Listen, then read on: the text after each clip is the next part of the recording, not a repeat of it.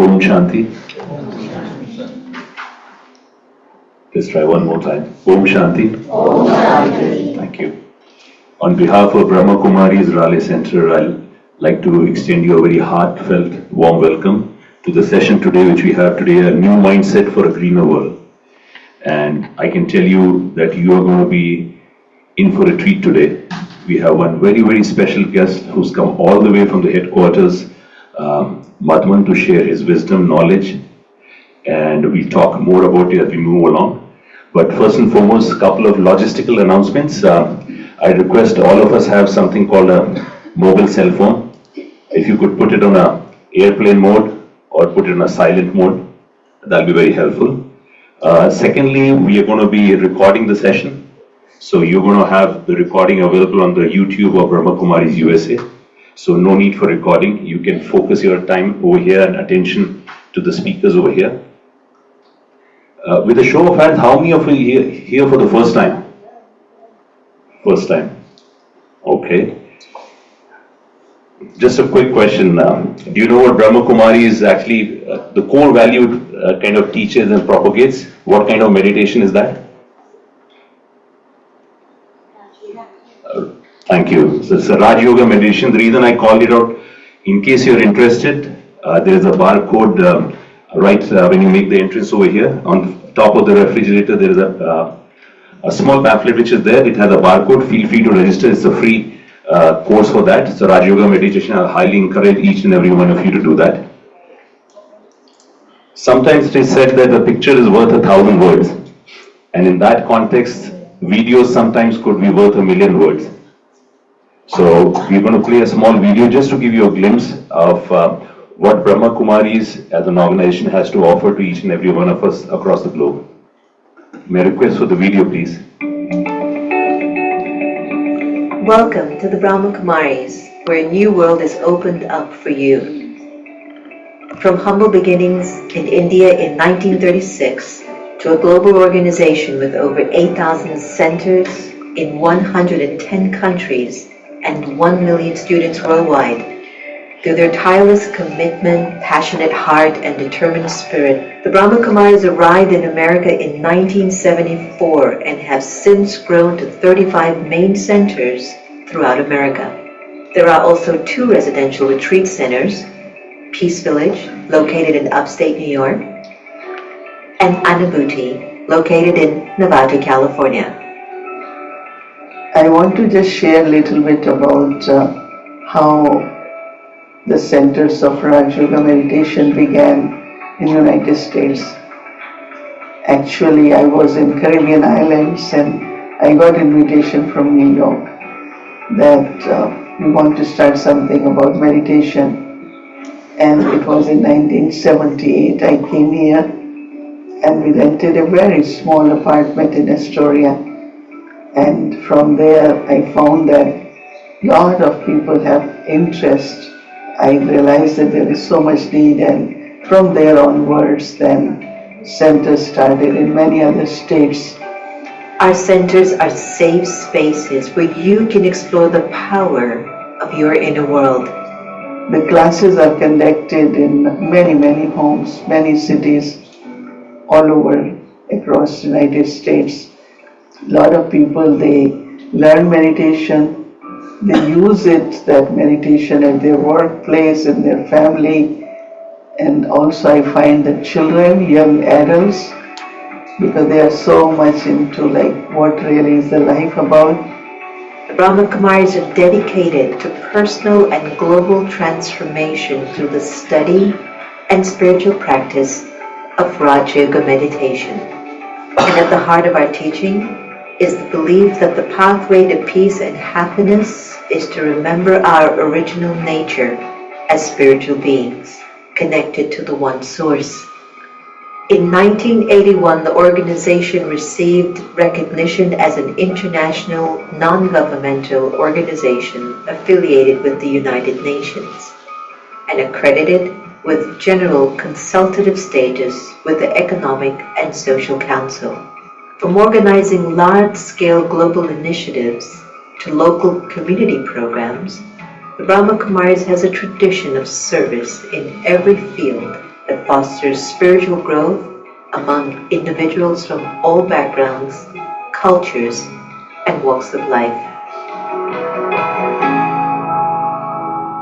I hold on to this vision, the world of love, world of peace and harmony, world which is free from conflict and sorrow. There we can live as brothers, one family, children of common parents, one supreme divine power. This is your invitation to awaken and join us in creating a world of love, peace, and kindness. Om Shanti.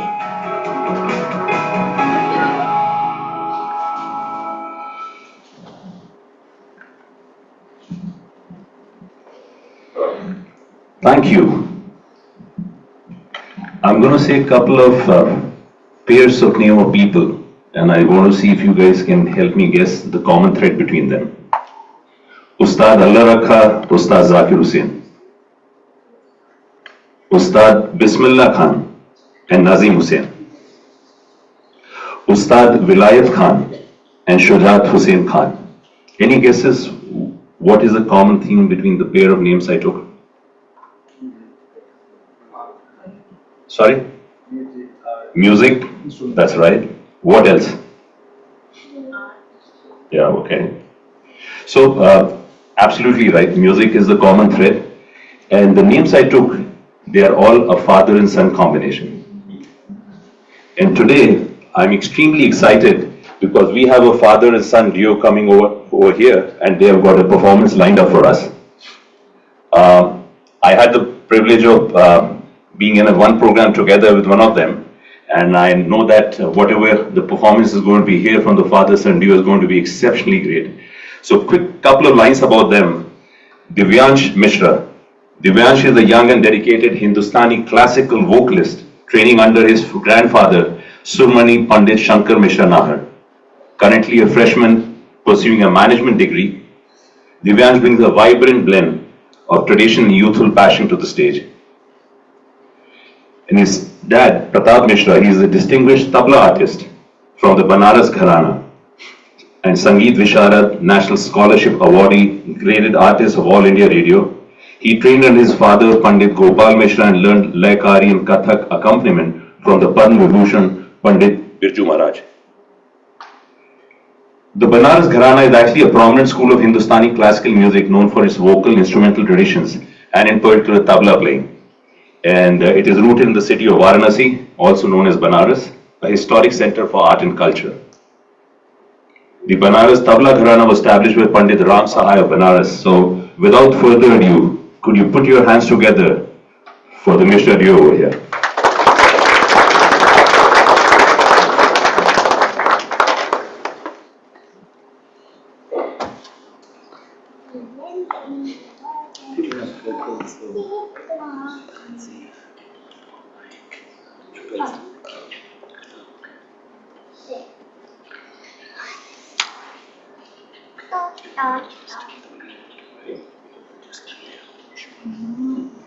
Yeah.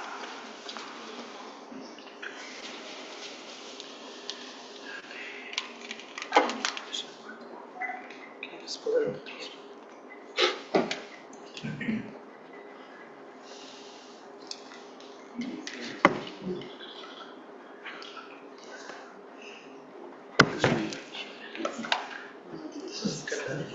Yeah. I can make it go onto it a little bit. Just can it go a little higher? Sure.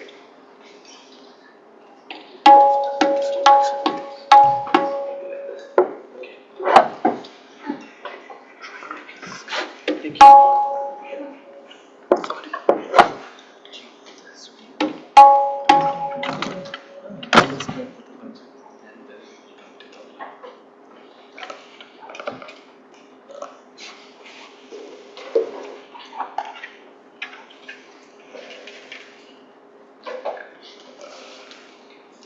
All right, so am I audible to all? I'm not using a microphone right now. The mics are busy.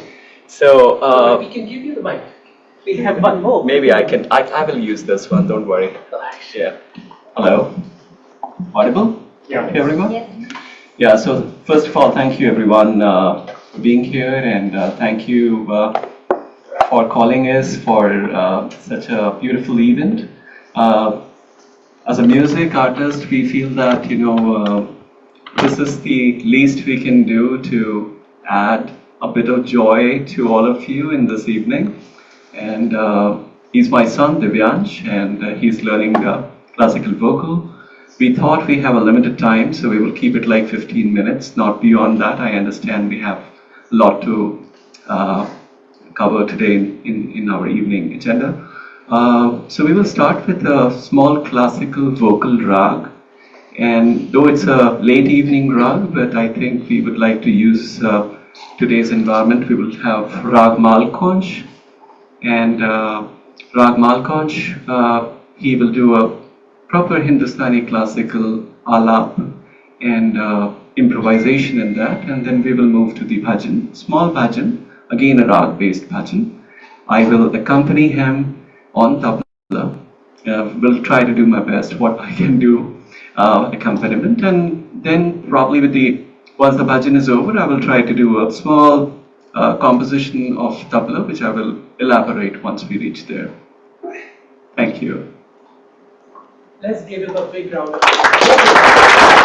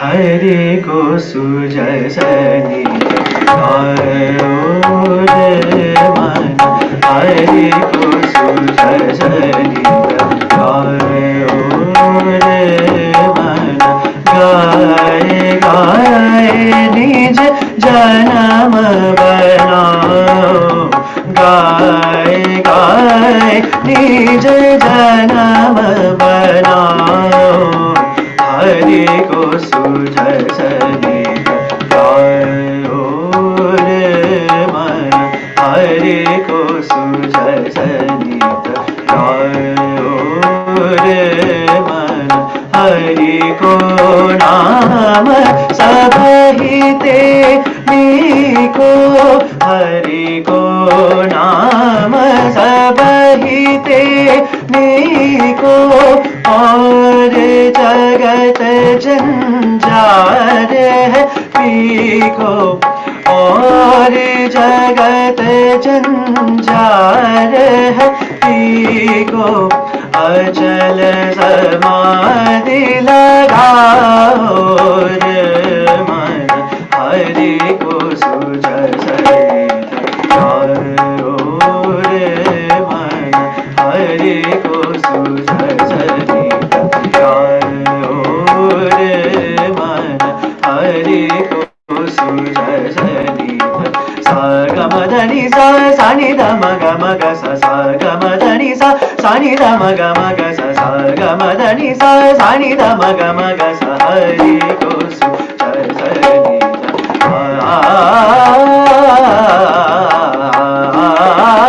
Uh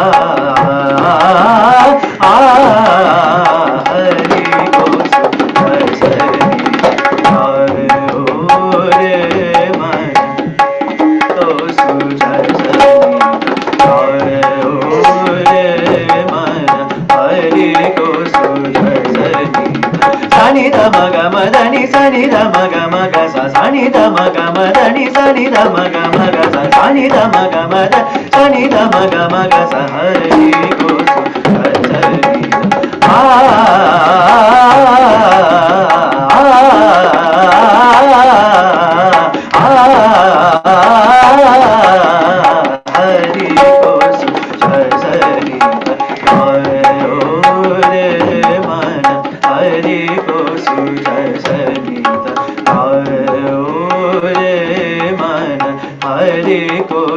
Hare ko sujasani gao re man Hare ko sujasani gao re man Hare ko sujasani gao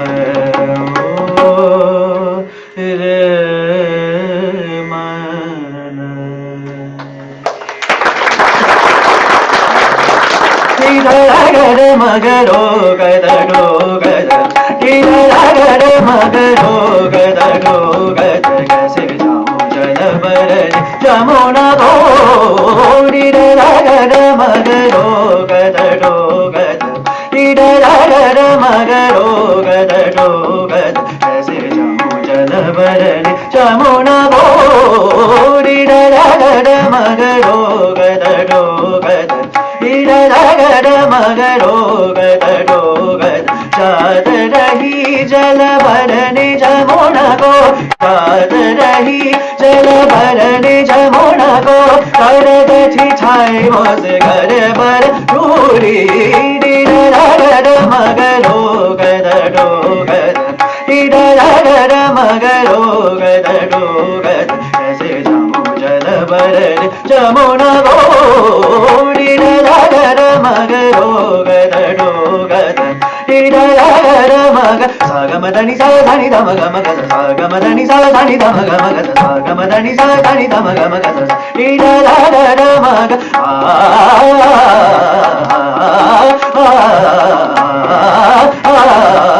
Didaragar magaro gadado gada Didaragar magaro gadado gada Kaise jaun jal barane jamuna go Didaragar magaro gadado gada Didaragar maga sani dama ga maga sa gamadani sa sa gamadani sa sa gamadani sa sa Didaragar maga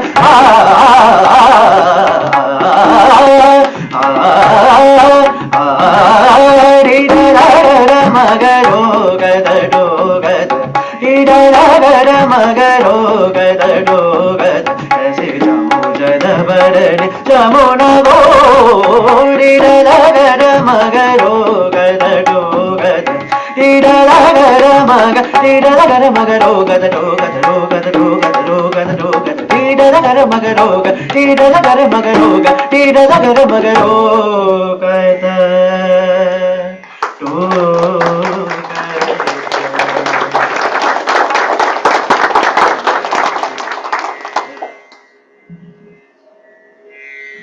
Thank you, Divyansh.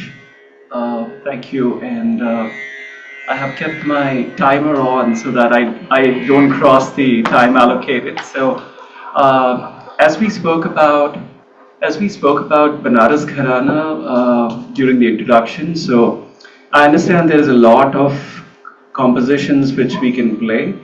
There is something which I would like to cover today, and I believe most of you are already aware about Kashi Vishwanath temple there. Very, very popular. So the Aarti or the prayer which happens, which is also called as a Bhasm Ki Aarti, where you see the temple bell, Shankh, and all those come together. What is the environment which gets created inside that temple? Though I am just having one instrument, I'll try to come close to what you feel there, with all the temple bells and all those big ghantas which you would have seen. I'm not sure how many of you got a chance to go there, but the evening aarti, I'm trying to give a feel of it through one of the compositions which is very close to my heart. Allow me 30 seconds to set up things here.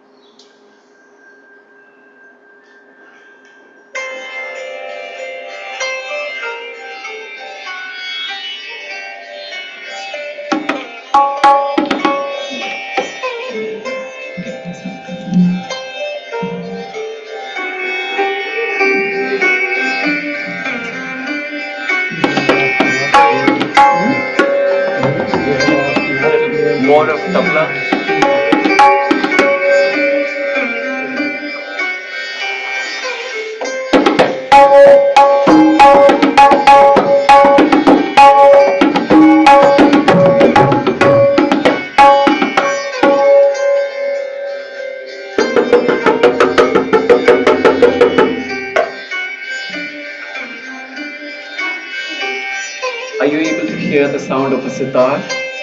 Good, very good. So this is 16 beats composition in teen tal.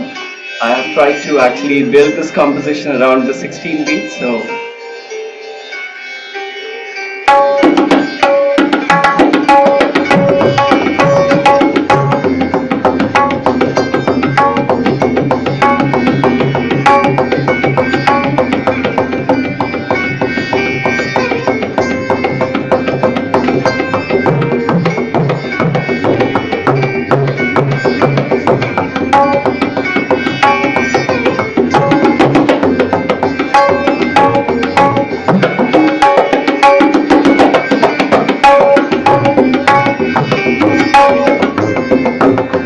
this sound gives you a damru,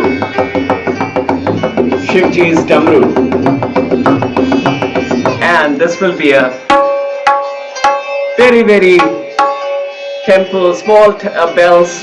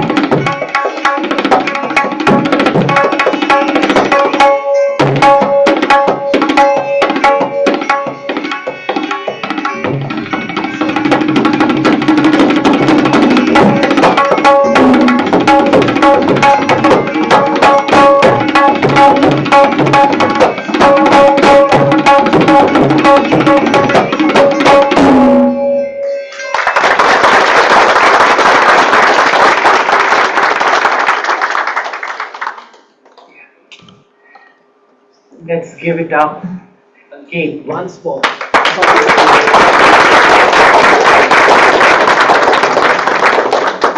What an amazing performance. Thank you. There was magic in your fingers and there was magic in your vocal cords. Thank you. Awesome. Kanishka, I'm going to ask Kanishka to do the honors. 1 second. Kanishka, brother, can you bring those 2 bags? Can Kanishka come? Was it Teen Tal, by the way? Yes. No, that is Keva. That's okay. Oh yeah. Da din din da, da din din da. So many years back I tried to learn that, but just like many things in life, you lose touch. But this is for This is a special shawl from our main headquarters from Mount Abu. Thank you. We're honored to be here.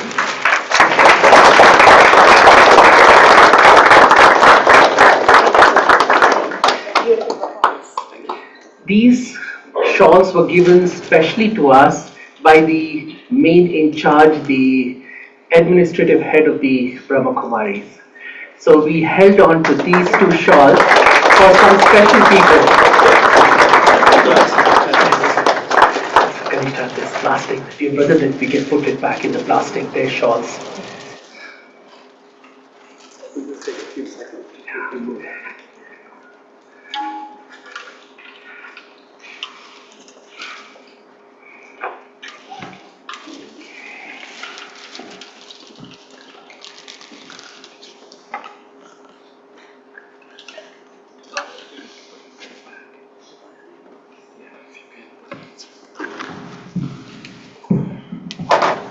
I heard a story way back as a kid, and I was told the story was that all the people in the world decided that they want to reach the supreme power. They started building a tower.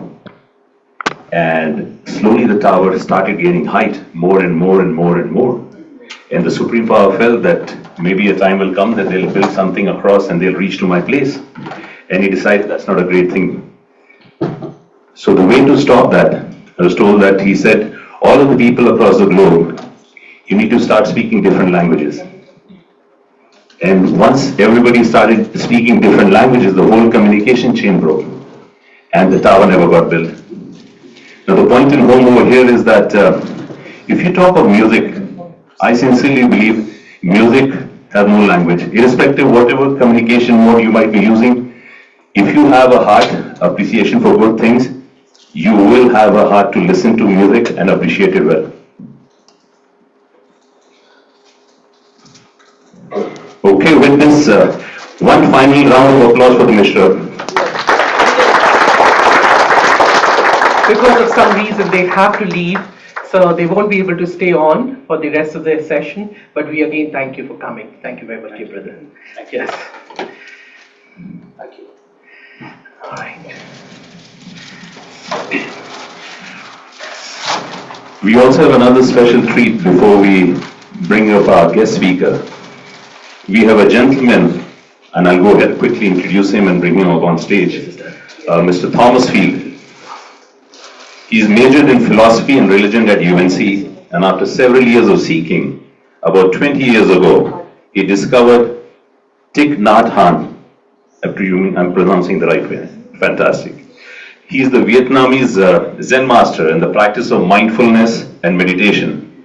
He was ordained into the order on Interbeing and has worked to support the local Sangh and the worldwide Plum community.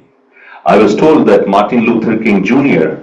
actually recommended Thich Nhat Hanh for a Nobel Peace Prize way back. And we are extremely excited, Thomas, to have you with us. So thank you once again for joining us.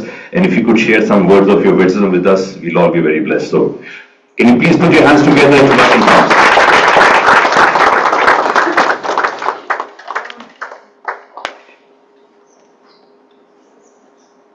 Would you like a chair, dear brother? Would you like to stand? Just sit. Would you like this microphone or would you like this one? The one that I'm using. This one. Yeah. Either one, whichever you want.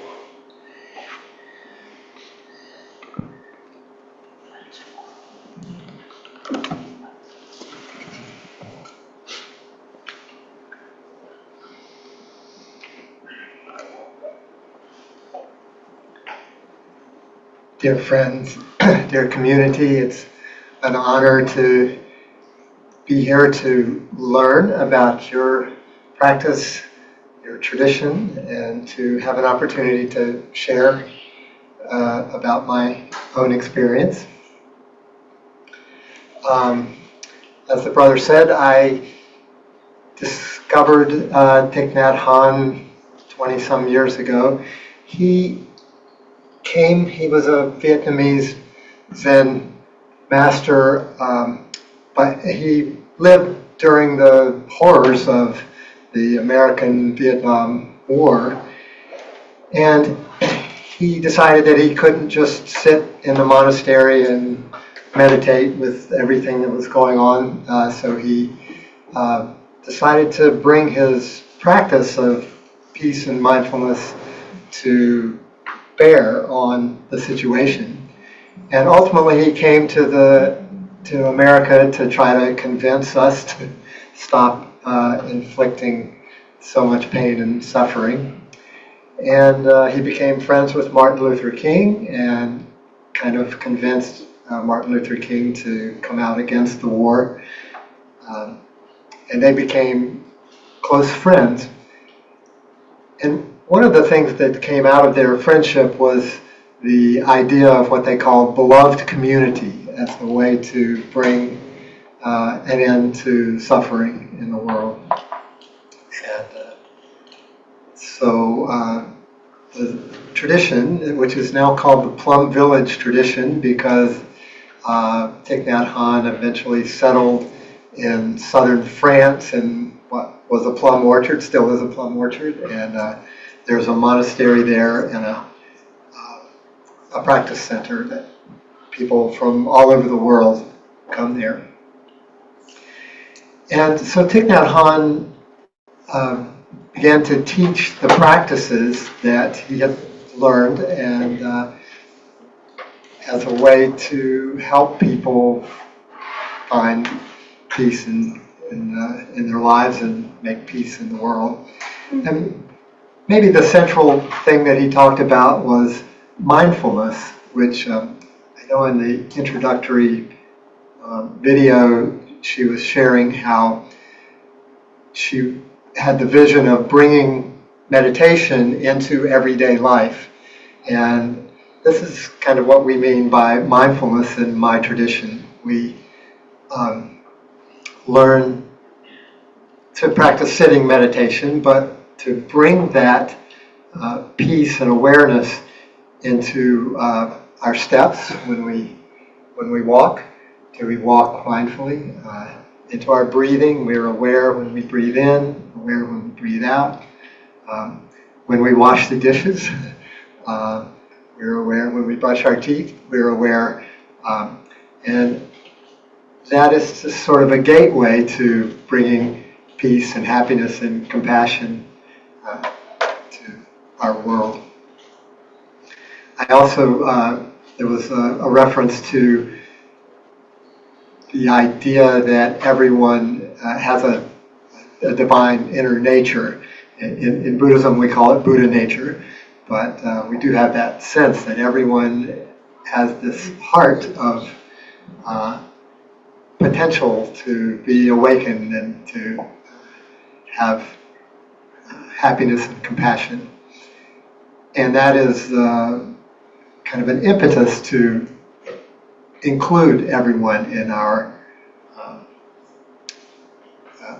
idea of compassion, including all living beings. And I know that the topic for tonight is has to do with the environment.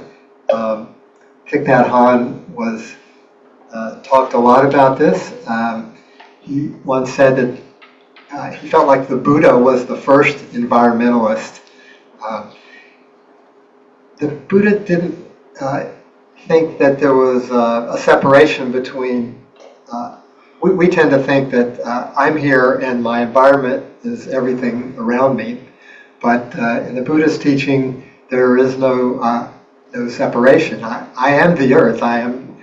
When I eat a piece of broccoli, it becomes the minerals of the earth become my cells in my body.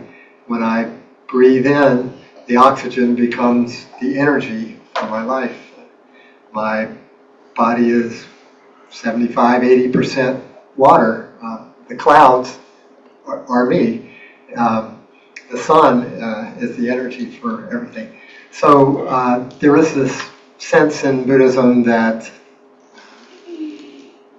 there is no separation, and we want to care deeply for Mother Earth. Thich Nhat Hanh wrote a lot of books, which I brought some of them. The first and kind of most well-known one was The Miracle of Mindfulness, and it was a little bit the beginning of the idea of mindfulness in the West, which is fairly pervasive now. He also wrote a beautiful book called Zen and the Art of Saving the Planet. It's very easy when we are confronted with the catastrophe that seems to be impending to be overwhelmed with that and to want to fight back in some way. But his teaching was that we need to bring the energy of peace to our work to save the planet. I have many stories about Thich Nhat Hanh, but one of my favorite ones there was a question and answer time, and a lady came up to ask a question, and she was very distraught about the environment. The planes are flying overhead and pouring out carbon, and we're driving our cars and doing all this. What should we do to stop this? And Thich Nhat Hanh took a few breaths and he said, it's true. Because of our greed and our ignorance, we are causing a lot of suffering for ourselves and for our children and grandchildren. Many species are becoming extinct. In 100 years, 200 years, it might not be possible for humans to live on the earth. We should do everything we can to reverse this, to change this direction. And if we fail, it's okay. Mother Earth can heal herself. She's done it before. She can do it again. Might take 10,000 years, might take 100,000 years. She can do it. And I just love that because it held these two seemingly opposite things, that we should do everything we can and we should bring peace to this work that we're doing to save the planet. He was also a fan of writing love letters. And he wrote, this book is called Love Letter to the Earth. And I would like to read just one of these.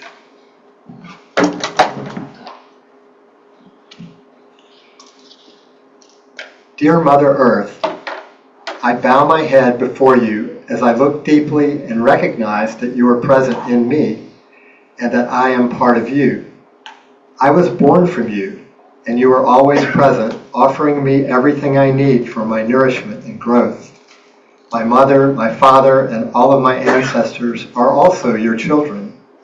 We breathe your fresh air. We drink your clear water. We eat your nourishing food. Your herbs heal us when we are sick. You are the mother of all beings. I call you by the human name Mother, and yet I know your mothering nature is more vast and ancient than humankind. We are just one young species of your many children. All the millions of other species who live or have lived on Earth are also your children. You aren't a person, but I know you are not less than a person either. You are a living, breathing being in the form of a planet. Each species has its own language, yet as our mother, you can understand us all. That is why you can hear me today as I open my heart to you and offer you my prayer. Dear Mother, wherever there is soil, water, rock, or air, you are there, nourishing me and giving me life. You are present in every cell of my body. My physical body is your physical body. And just as the sun and the stars are present in you, they are also present in me. You are not outside of me, and I am not outside of you. You are more than just my environment. You are nothing less than myself. I promise to keep the awareness alive that you are always in me and I am always in you. I promise to be aware that your health and well-being is my own health and well-being. I know I need to keep this awareness alive in me for us both to be peaceful, happy, healthy, and strong.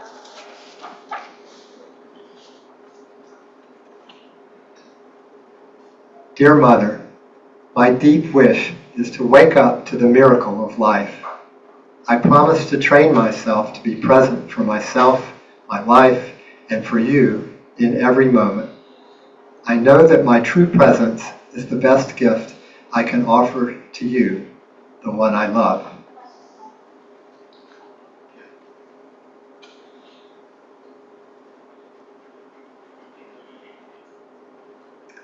So, I am not musical, and it's hard to follow such a wonderful act. In my tradition, we use many practices to help us continue to be mindful, to continue to meditate in life. But one of them, which is quite lovely, is listening to the sound of the bell. So we begin our meditation times and other times during the day. We listen to the sound of the bell. So I will invite this bell. There'll be a little wake-up sound at the beginning, and then there will be 3 sounds of the bell. And between the 3 sounds, you are invited to breathe in, breathe out, maybe 2 or 3 times between each sound of the bell.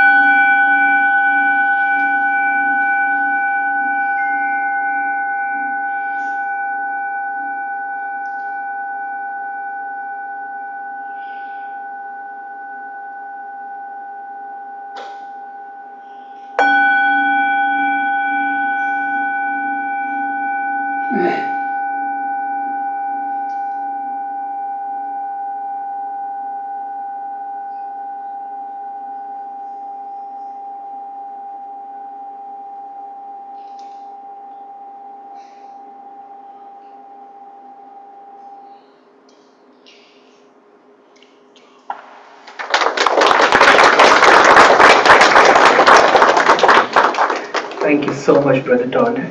We appreciate your coming. Yeah. We have something for you, and Kanishka is going to come here and do the honors. Just a little bit of background as to how Brother Todd came here. Just a few days back, maybe last week or maybe 10 days back, we were trying to connect to the Interfaith chapter here in Raleigh, and there's one student who is not here today. She was instrumental in connecting us with Brother Todd, and Brother Todd very gracefully agreed to come today. So we appreciate your coming, and we hope that this event today becomes a venue for further events together. We can collaborate on so many different levels and do so much for this planet and all of humanity. So thank you very much, Brother Todd.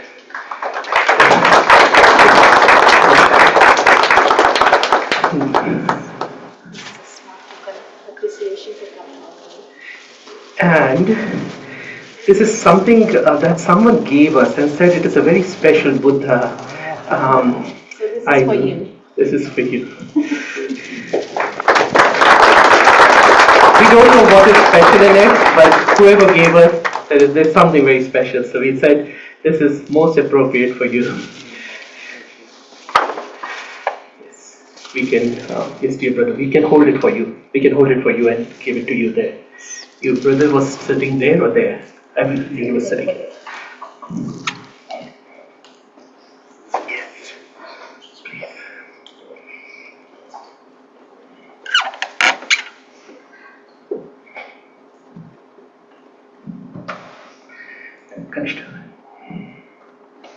May I request once again to please, big round of applause for Mr. Thomas.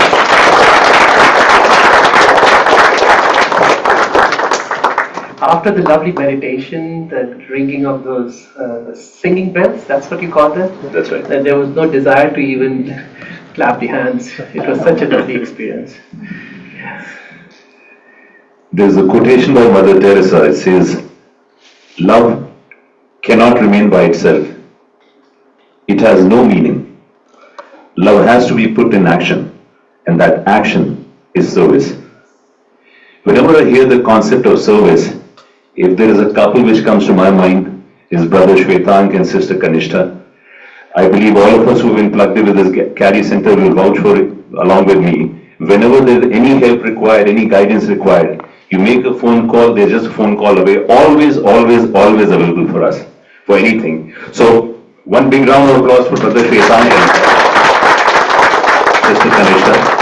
And people who are coming here for the first time, in case you don't know, both of them happen to be MBBS doctors.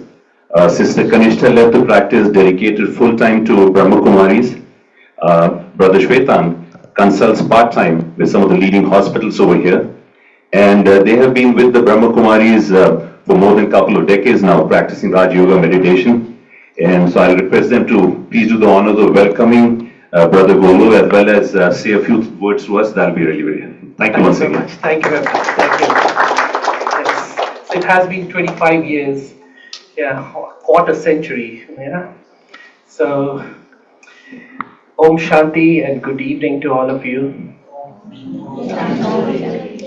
Ever since I woke up this morning, there were two words that were coming in my mind throughout the day, actually, ringing in my ears, and that was Carpe Diem. Carpe Diem means seize the moment, seize the day. And since there are no accidents, especially because we practice Raj Yoga meditation in the Brahma Kumaris, and we know that everything happens for a reason. And so I was thinking, what was the reason why seize the moment? This phrase was coming in my mind. And so then I realized that it is to seize this moment, seize this opportunity to welcome all of you with lot of love, lot of goodwill, good feelings. Because I remember so well, 25 years back, Kanishta and I attended a Brahma Kumaris event. It was organized in the medical school auditorium. And as soon as we entered into that space, and after that we went to the Brahma Kumaris center the very next day. And every time we went to the center after that, we were always welcomed with love and care. So we want to extend that same love and care to each one of you, that you feel that unconditional acceptance that we felt too. And my hope is that you did feel it as you came into this space. So yes, I want to thank each one of you for coming, because we can make a difference to the world only when we are together. When we stand together, we stand tall. Yes. And so also want to take this opportunity to thank all the regular students of the Brahma Kumaris who have worked tirelessly, not just for this event, but also to make this Carry Center so great. We started 1.5 years back, almost 1.5 years back, and this center has only grown. We were earlier in Durham, it was such a small space, and we wanted to grow, we wanted to create a bigger space, and thanks to God, thanks to everybody's help and contribution, this space has become so beautiful. And now today it's full. And it's full, yeah. So now we are going to request Brother Golo to come onto the stage. Brother Golo is a very special soul. We have known him for quite a while, not personally in the past. This is the first true person-to-person encounter, but we've known him because he's very active with all the wonderful things that are happening in the Brahma Kumaris. So he's a meditation teacher, a profound yogi. He's a climate activist, a climate scientist, an environmentalist, and we came to know that he does so many other things as well. He is good in construction and carpentry and swimming and free diving and God knows what all. He's something. So we are so grateful that he has come all the way here. He has traveled across the world. Today in the morning, we were astonished to hear that in the earlier days when he had come to the Brahma Kumaris, he traveled to 75 countries. And I don't know, is that the final number so far, or final? Okay, 75 countries so far, and more, I'm sure. Fifth time in US. And the fifth time in the US. So originally from Germany, but 30 years back, he moved to India, to the headquarters of the Brahma Kumaris, which we call as Madhuban. That's in Mount Abu in Rajasthan. And he has been extremely instrumental in creating so many new projects, including the Solar One power plant project, which he will explain. He was also instrumental in mobilizing millions of euros from the German government to India to help with the hospital and the solar power plant. So, a very dynamic personality, a dynamic soul, and we are so grateful that he has come here to share all the wonderful things that he has done so far. Yes, dear brother, so let's welcome him with a big round of applause. I did send link to a couple of his TEDx talks. Yeah, I think one was somewhere in the Norwegian countries. Some of you may have already listened to them, watched them, but now you have the opportunity to listen to him and watch him right here in front of you. And so Kanishta is going to do the honors. Yeah, thank you. Yeah. You're a living flower. And, and just to serenade this moment, and dear brother, Kanishta is going to sing a small song, just a few sentences, and then we will listen to Brother Golo. Thank you. Yes. Since brother has arrived, I have been noticing so many beautiful qualities of this brother, and I came up with 4 S's for him. One is he is very soft spoken, very gentle soul. Second S And he is, doesn't like noise. yeah, that's silence. Second S is silence. He's a very silent soul. He does not like sound noise at all. And from that silent space, he speaks. And when he speaks, he makes everyone. Third S is a smile. In the He morning, mesmerizes yeah, everyone. he mesmerizes everyone. In the morning, we had such a good time. We felt like that brother should not stop speaking. He's so silent, but when he speaks, everyone starts to smile. So, I'm going to sing this song that will take all of us into that silent space, and I think that is the best way to honor our dear brother. We all will go into that silence and give the brother the experience of silence. Okay. And we will have some gentle music. Can you please turn that on? So let's together go into that deep space that we all have inside us and create a very powerful atmosphere of silence. Really.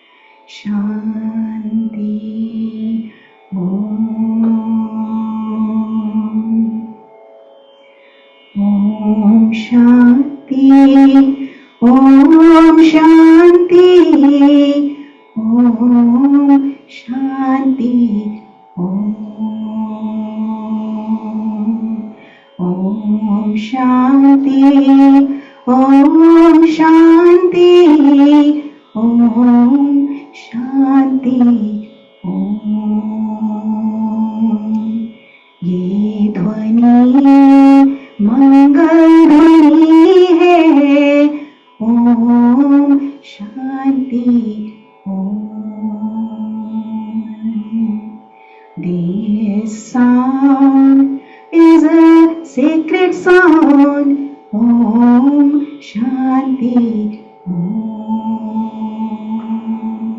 Om Shanti. Om.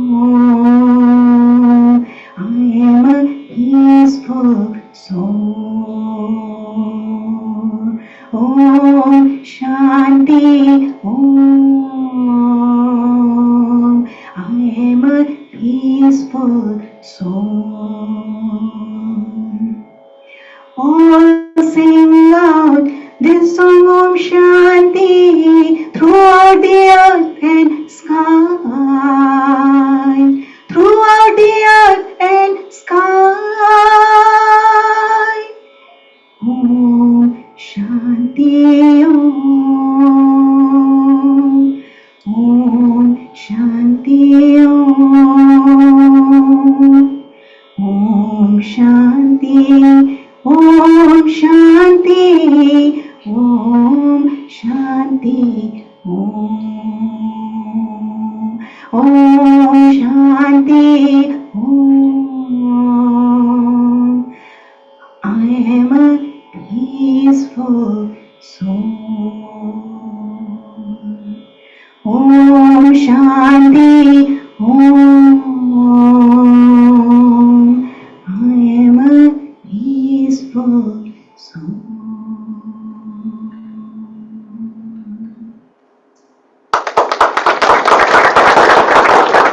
Thank you, everyone.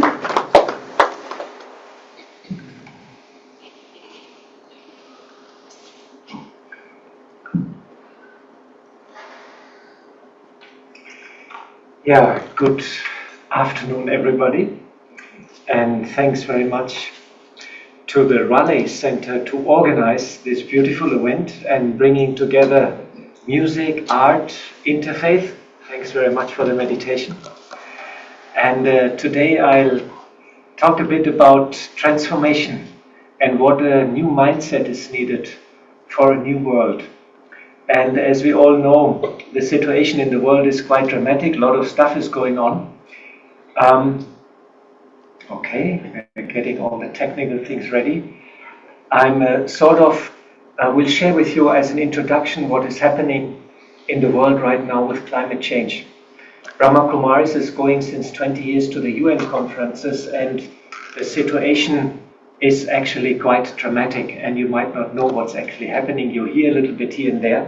In the second part, I will talk what we are doing practically, Brahma Kumaris, in order to deal with climate change. And in the third part, I talk a bit about spirituality. What can be our spiritual response, and how is this all connected actually? And actually all is interconnected, which is very, very interesting.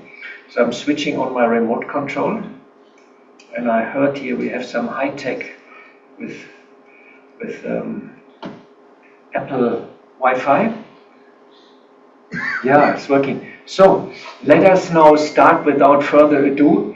And here you can see a slide actually which gives you an idea what's actually happening, because we all hear the temperature's rising, and we don't actually know exactly what this means.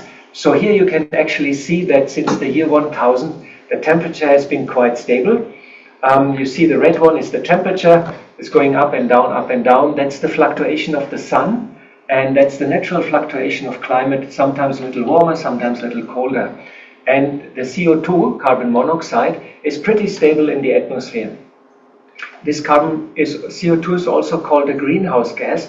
The reason is, if you put CO2 into any room or any space, it acts as an insulator. Heat can go inside but cannot go outside. It is trapped. It's an insulator. It's physics and chemistry.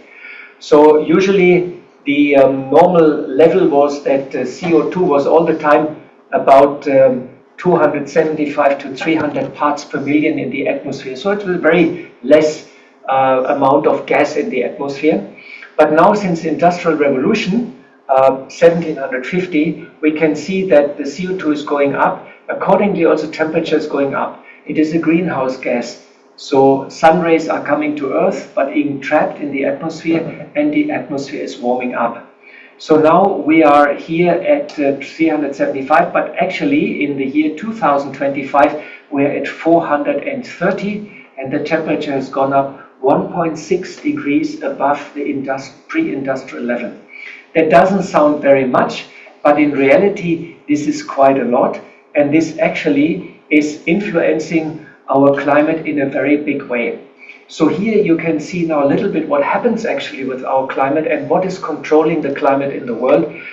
These are the tipping points in climate which have been identified 10 years ago, 8 years ago by the Potsdam Climate Research Institute in Germany, which is the leading research institute, one of the leadings in the world. And they sort of identified 12 major systems which are controlling our climate. And on top, we have in the troposphere, we have the jet streams, and there are totally 8. One is around the Arctic, one is here, one is around the equator, and so on. 7, 8 of these major jet streams circulating the Earth. And these jet streams actually have weakened in the last 20 years. They become just slower. Normally they're up to 200 kilometers of speed. They have reduced the speed, and they have started to meander more. They're not going straight around the Earth, they started to meander. Whenever they go down, we have a high pressure system. Whenever they go up, we have a low pressure system. So now what happened is, as these have slowed down, we get a high pressure system and we get a drought for 2 months and it doesn't rain. Or we get a heat wave for 2 months and it doesn't rain.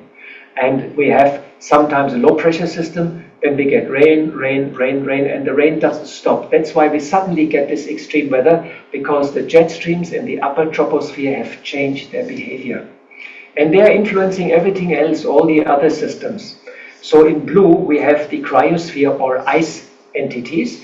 So for example, we have the Arctic sea ice, which is melting at a very high speed, and science is telling us that approximately in a couple of years, in summer, the Arctic will be completely ice-free. Do you get the sound properly? Sometimes it's a bit disappearing. Okay, so the Arctic icy is disappearing very fast and melting at high speed. In very, very soon, in a couple of years, the Arctic will be ice-free in summer. The shipping agents are very happy because all the ships will go now the northern route to the Pacific. But for the animals and for human life on planet, this is a very bad news. Also, the Antarctica, which was supposed to be very stable, is melting at a high speed. Similar, also all the glaciers around the world are melting. And do you know what happens if all the ice melts around the world? The seawater level will rise. Who knows, any idea how many meters, how many feet, what do you think? 5 meters. 5 meters? 5 meters? 100 meters? 100 meters. Actually, you're not very wrong. You're quite right. It is 60 meters. So if all the ice melts around the globe, it will come into the oceans, and we're talking about 60 meters seawater level rise. In Google Maps, there's a function. You can click and it will show how much of the coastline will disappear, and all major coastal cities will go. So if climate change is going on, we'll have a big problem for the future of our coastal cities. Then in red we have the circulation patterns. This is, for example, the Indian summer monsoon, African monsoon, but also the North American southwest monsoon, as well as El Nino, the circulation here, and the Atlantic circulation called the Gulf Stream. All of these big systems are changing now. The Gulf Stream, for example, has become 20% weaker. This is, by the way, the heating system for Europe. And the Indian summer monsoon also has changed the pattern. So it's not as regular as it used to be. And you might follow up the weather in India, and you can hear that we have incredible heat waves and very crazy rains and all these kind of things. Reason is everything is going to change. In green, we have then the biosphere. For example, we have the Amazon rainforest, which has a big drought right now. And in the middle of the rainforest, the trees are dying because it doesn't rain anymore in the Amazonas. Also, the forests in Canada and in Siberia are on fire because there's not enough rain. And I think right now you have a big fire in New Jersey, and 2 months ago, very big fire in California also. So these are all parts of climate change, and we can see that happens all around the world and actually increasing. So all these systems are interconnected, and when one system changes, it affects the other system also. And out of 12 systems, 8 are on the move. And these are big systems. You know, once the ice is melting, we just cannot bring it back, it is gone for quite some time. It takes a long time, and this climate change is also a long time in the making. So this is the signals from the tipping points, and science is worried that any of the major systems may tip now suddenly. So they're running supercomputers and they're simulating what is going to happen, but it's all interconnected, many variables, and they say suddenly, for example, the circulation can collapse. Suddenly, the Indian summer monsoon can completely change, and the system goes in a totally different new balance, So they don't know 100%, but they're all pretty much worried. So, what is in the pipeline? And the outlook is quite dramatic. If we look also, we have heard the temperatures are rising. We are now at 1.6 temperature increase, and we are looking at the moment for a trajectory or for a trend towards 3 degrees. 3 degrees would mean total catastrophe for us humans. All climate system, everything would collapse, also our food production would collapse. And science is telling us if we are going for 3 degrees, what is the trend right now? Only 5% of humanity will survive. That's the outlook. Yeah, then because of higher temperature, we have more and worse storms. The reason is everything gets hotter, there's more water vapor from the ocean, it goes into the atmosphere, and 1 degree temperature rise in water temperature brings 7% more energy into the atmosphere. So the storms are getting more powerful because the ocean water gets warmer. And for the US, you had Katrina, and I think 2 months ago, very devastating storm also in Arkansas, or something like that.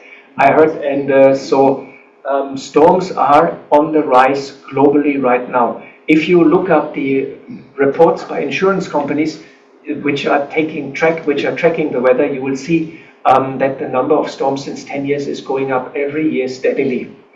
So we have also more and worse forest fires, as I mentioned, and some of them are so big they cannot be extinguished. We have also more animal extinction, and more animals are disappearing. They made a study a couple of years ago in Germany, and about 70% of all the insects have disappeared in Germany. Can you imagine? 70% of the insects, they're gone. Grasshoppers, I mean, if mosquitoes disappear, I'm very happy about that. But the bees and all the other animals that disappear, and they are responsible for pollination. Yeah? So without insects, the life on planet Earth will stop. The trees will stop reproducing and so on. It's a very dramatic situation. We have also a lot of effects on us humans. There's a lot of studies that climate change is already leading to increased number of deaths. And last year we had a big heat wave also in New Delhi. When I left last year in May, in New Delhi it was 52 degrees, and I think the temperature record for India was broken at that time, and it was just unbearable, And if you didn't have an AC, it was very, very bad, especially for women, for children, and for the elderly. They cannot take such a high temperature. So heat cramps, heat exhaustion, heat stroke is there, and now we have also malaria in Germany, because the mosquito, the responsible for malaria, has come from Africa, traveled over the Alps, and because the winter is no more as cold as used to be, it is settling now in Europe, and we're getting malaria cases in Germany, which has not been the case before at all. So we can see a lot of effects on human health, and there are studies that in the future situation is getting more and more tough. I met in Dallas at a conference an officer from the India Meteorological Department, and he says that the cities in India are preparing a heat plan now, because they are expecting the hottest summer on record for India. So they will make rooms with air conditioning, they will give water to the people, and they will make public announcement that you don't work in the sun in the daytime, but poor people, what can they do? So we are all very lucky here that we are here at a very moderate climate, and we have such a nice functioning air conditioning, which keeps everything cool and comfortable. So we have more illnesses, and situation will become more tough. We have more and worse droughts. It's happening already all over the world, that droughts are increasing, and the deserts are growing all over the world. And we have rising sea levels, which becomes a big problem already. And you can see that in Florida, the cost of property, which is exactly at the seashore, is falling. because insurance companies don't want to insure anymore those properties because of danger of coastal erosion. Because seawater is rising, a storm is coming, and that property is being washed away. So they says we don't want to insure anymore. So the prices of that sea property is falling already. It's an indicator. Farmers are also very desperate because it becomes increasingly difficult to create a good harvest. Because it's in Germany now. I just spoke to my brother and he told me for the last 3 months it hardly has rained in Germany. And now it is springtime and it's the time when we should get the major rain, and the farmers are putting the crop into the earth and there's no rain. You know, so they're quite desperate how we should grow things if there's no rain in spring. So for farmers it becomes more difficult, and insurance brokers, they are ringing the alarm bells because there was an interview 2 weeks ago from the CEO of Allianz Company, which is one of the biggest insurance companies in the world, and the guy said, in the coming years, we will be not able to insure against losses by hurricanes and natural catastrophes because they become so severe and so many that we don't have enough revenue and we can't do that anymore. And he says, if we cannot pay for the damage of climate change, he says, it's the end game, it's over. Because then you cannot plan any more business and everything becomes very complicated. So he gave a very strong warning and said, we have to do something, we have to really become active. So worldwide, they estimate the damage of climate change around 400 to 500 billion US dollar at the moment last year. Only the damage by climate change. This is a very, very, very large amount, and this would be actually enough money to deal with climate change and transfer to clean technology. But somehow we are not very smart people. We are rather paying the damage, you know, and experience the dramatic climate change instead of fixing the problem. You know, it's very interesting what humans are actually doing right now. So I have given you a short overview, and you are sufficiently worried now, which I can see from all your serious faces. Are you a little bit worried about climate change? Come on, be honest. Be honest with me. Okay, you're all worried. Yeah, I'm also a little bit worried. It's a serious topic, and it's not really fun to talk what's lying in the future. But we have to stay optimistic. This is very, very, very important. And I will explain a little bit later why we have to stay optimistic, but we should understand that this time of crisis is actually an indicator for us to raise as human beings and to take this as a chance for transformation. And you see here we have two animals which are extremely optimistic. One is the elephant, also in India also called Hathi. Hathi is flying mid-air, you know, and believes that little monkey can catch him. And monkey is there and says, I will catch the elephant. So humanity is like this monkey, is like this Hathi, this elephant. We're flying through mid-air. We don't know really if the monkey can catch us, but we have hope that the situation somehow will be transformed towards something good, towards something great. So let us take climate change as an opportunity for all of us to change and to raise our awareness and to enter into a new mindset. And that's what I would like to talk about today, about a new mindset. So let us talk a little bit what the Brahma Kumaris is doing practically at the UN conferences.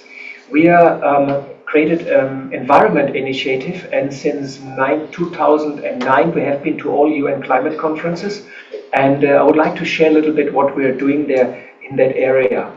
And as you can see, the United Nations has a lot of international conferences and programs in order to deal with climate change. One is UNFCCC, and we joined the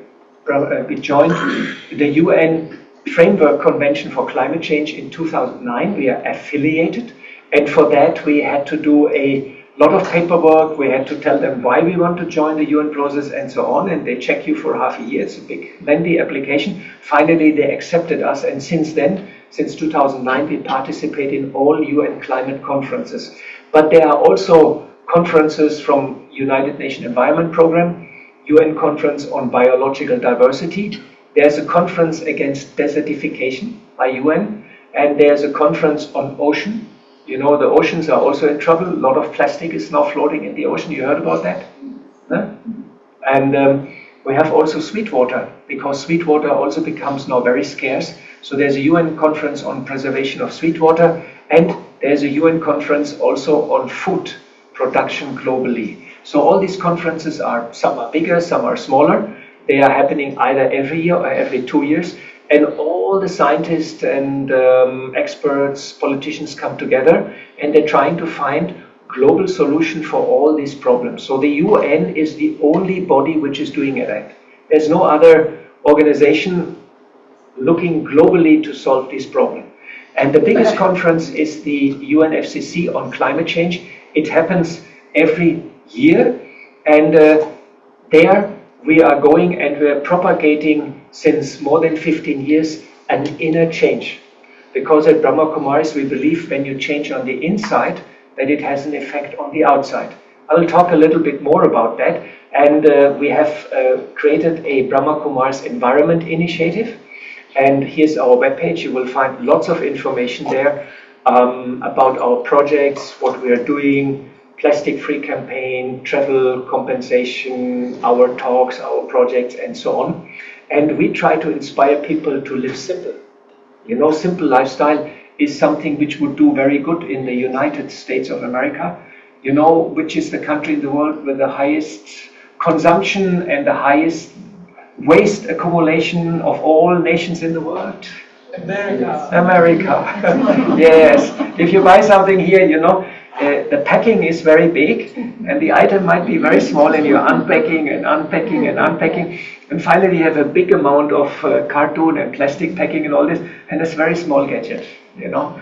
So that's what's happening, and that's a problem, because we don't have enough resources on this planet anymore to go ahead with that lifestyle of waste.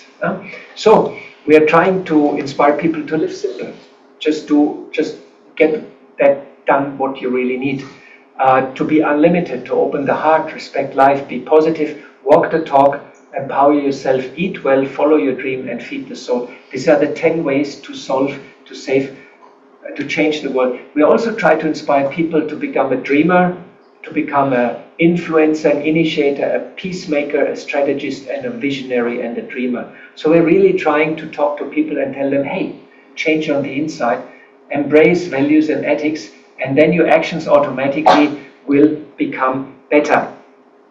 We are going to this conference since the last 15 years, and the last conference was in Baku, in Azerbaijan, called Conference of Parties 29. So this was the 29th climate conference, and it was at the Olympic Stadium, and there were 60,000 delegates coming together at this conference, and Brahma Kumaris was quite busy. We had, for example, created a climate wisdom studio, Care, Share and Inspire, and we invited scientists, activists, YouTube stars. Have you ever seen a YouTube star? A girl, a YouTube star, a YouTube blogger? Yeah, they are very young, have big earrings, painted fingernails. They're very fashionable, you know, and they have 3, 4, 5 million followers on YouTube. So we invite, they're called also influencers, you know. So we invited all these people who are there at the conference, and we asked them, what is your strategy? How do you deal with climate change? What is your answer to the problem? And what are you doing with your organization to deal with the dramatic events which are unfolding right now? And these interviews were very, very interesting. We had also a Nobel laureate from India, scientists, we had bishops from the Lutheran Church, and we interviewed them and got very good insights, very good answers, and very good ideas also, which you can have a look, and maybe you are getting inspired. We have our own YouTube channel, and you will find more information here on these interviews. We have 750,000 clicks on viewers on these interviews now, which was a bit of a record for us, because we never had such a big audience, and it seems the topic becomes more and more interesting. We also were very active in the Faith Pavilion.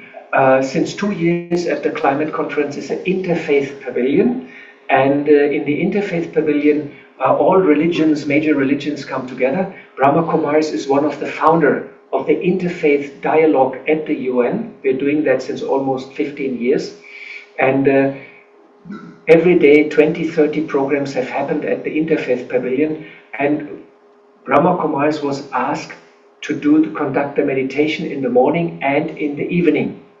And so every morning, 7 o'clock, our team was going to the climate conference and was sitting there and meditating for peace and happiness and solution at the climate conference, because this is a very busy place.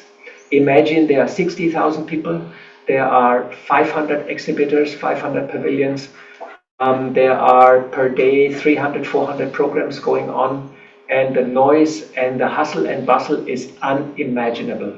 There are 5,000 people from the media.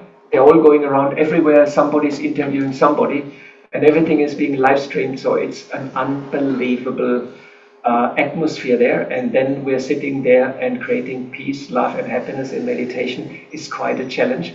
But it is also needed, because many people are desperate. Many scientists are anxious because situation is very, very dramatic. So Brahma Kumaris has been very active at this pavilion.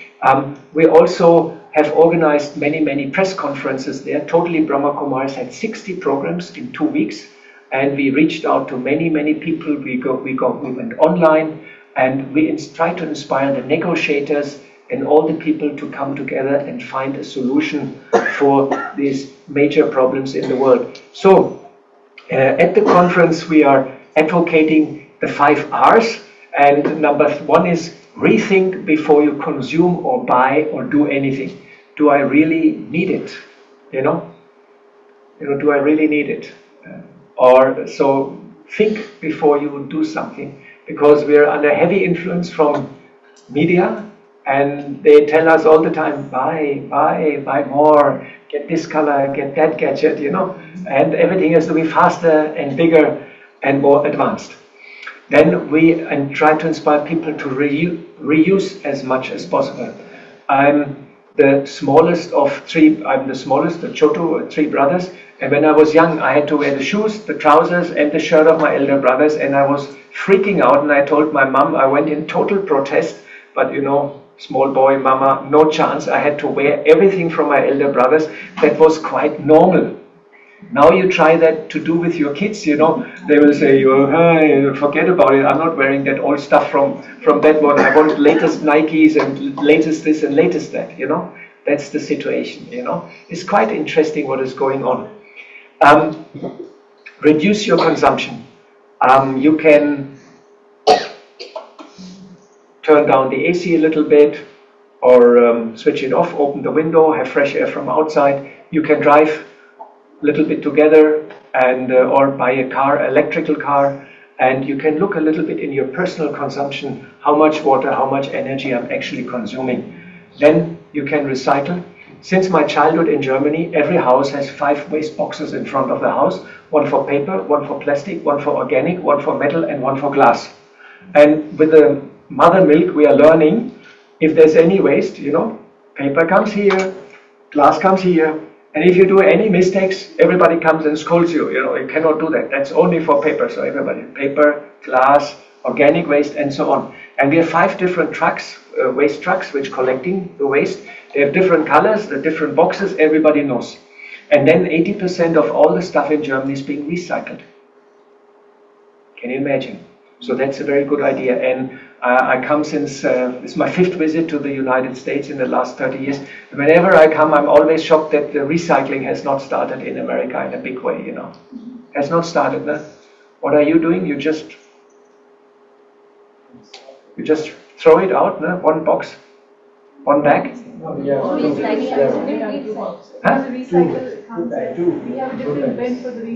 Okay, you started recycling here? Okay, that's very good. That's very good, yeah. So this is really necessary in order to manage the dwindling resources of planet Earth, because we're so many people now, and we have X amount of minerals and materials on planet Earth. So the 5 R's are very, very important. And the last one is refuse to follow all trends and all fashion. We are bombarded every day by advertisement, and we see it everywhere, we hear it everywhere, and the latest iPhone and the latest this and the latest that and this and that, and we're all going for it because we think we need it to be more happy. So look a little bit in the 5 R's, what can I do on a personal level? We also promote a tree plantation program.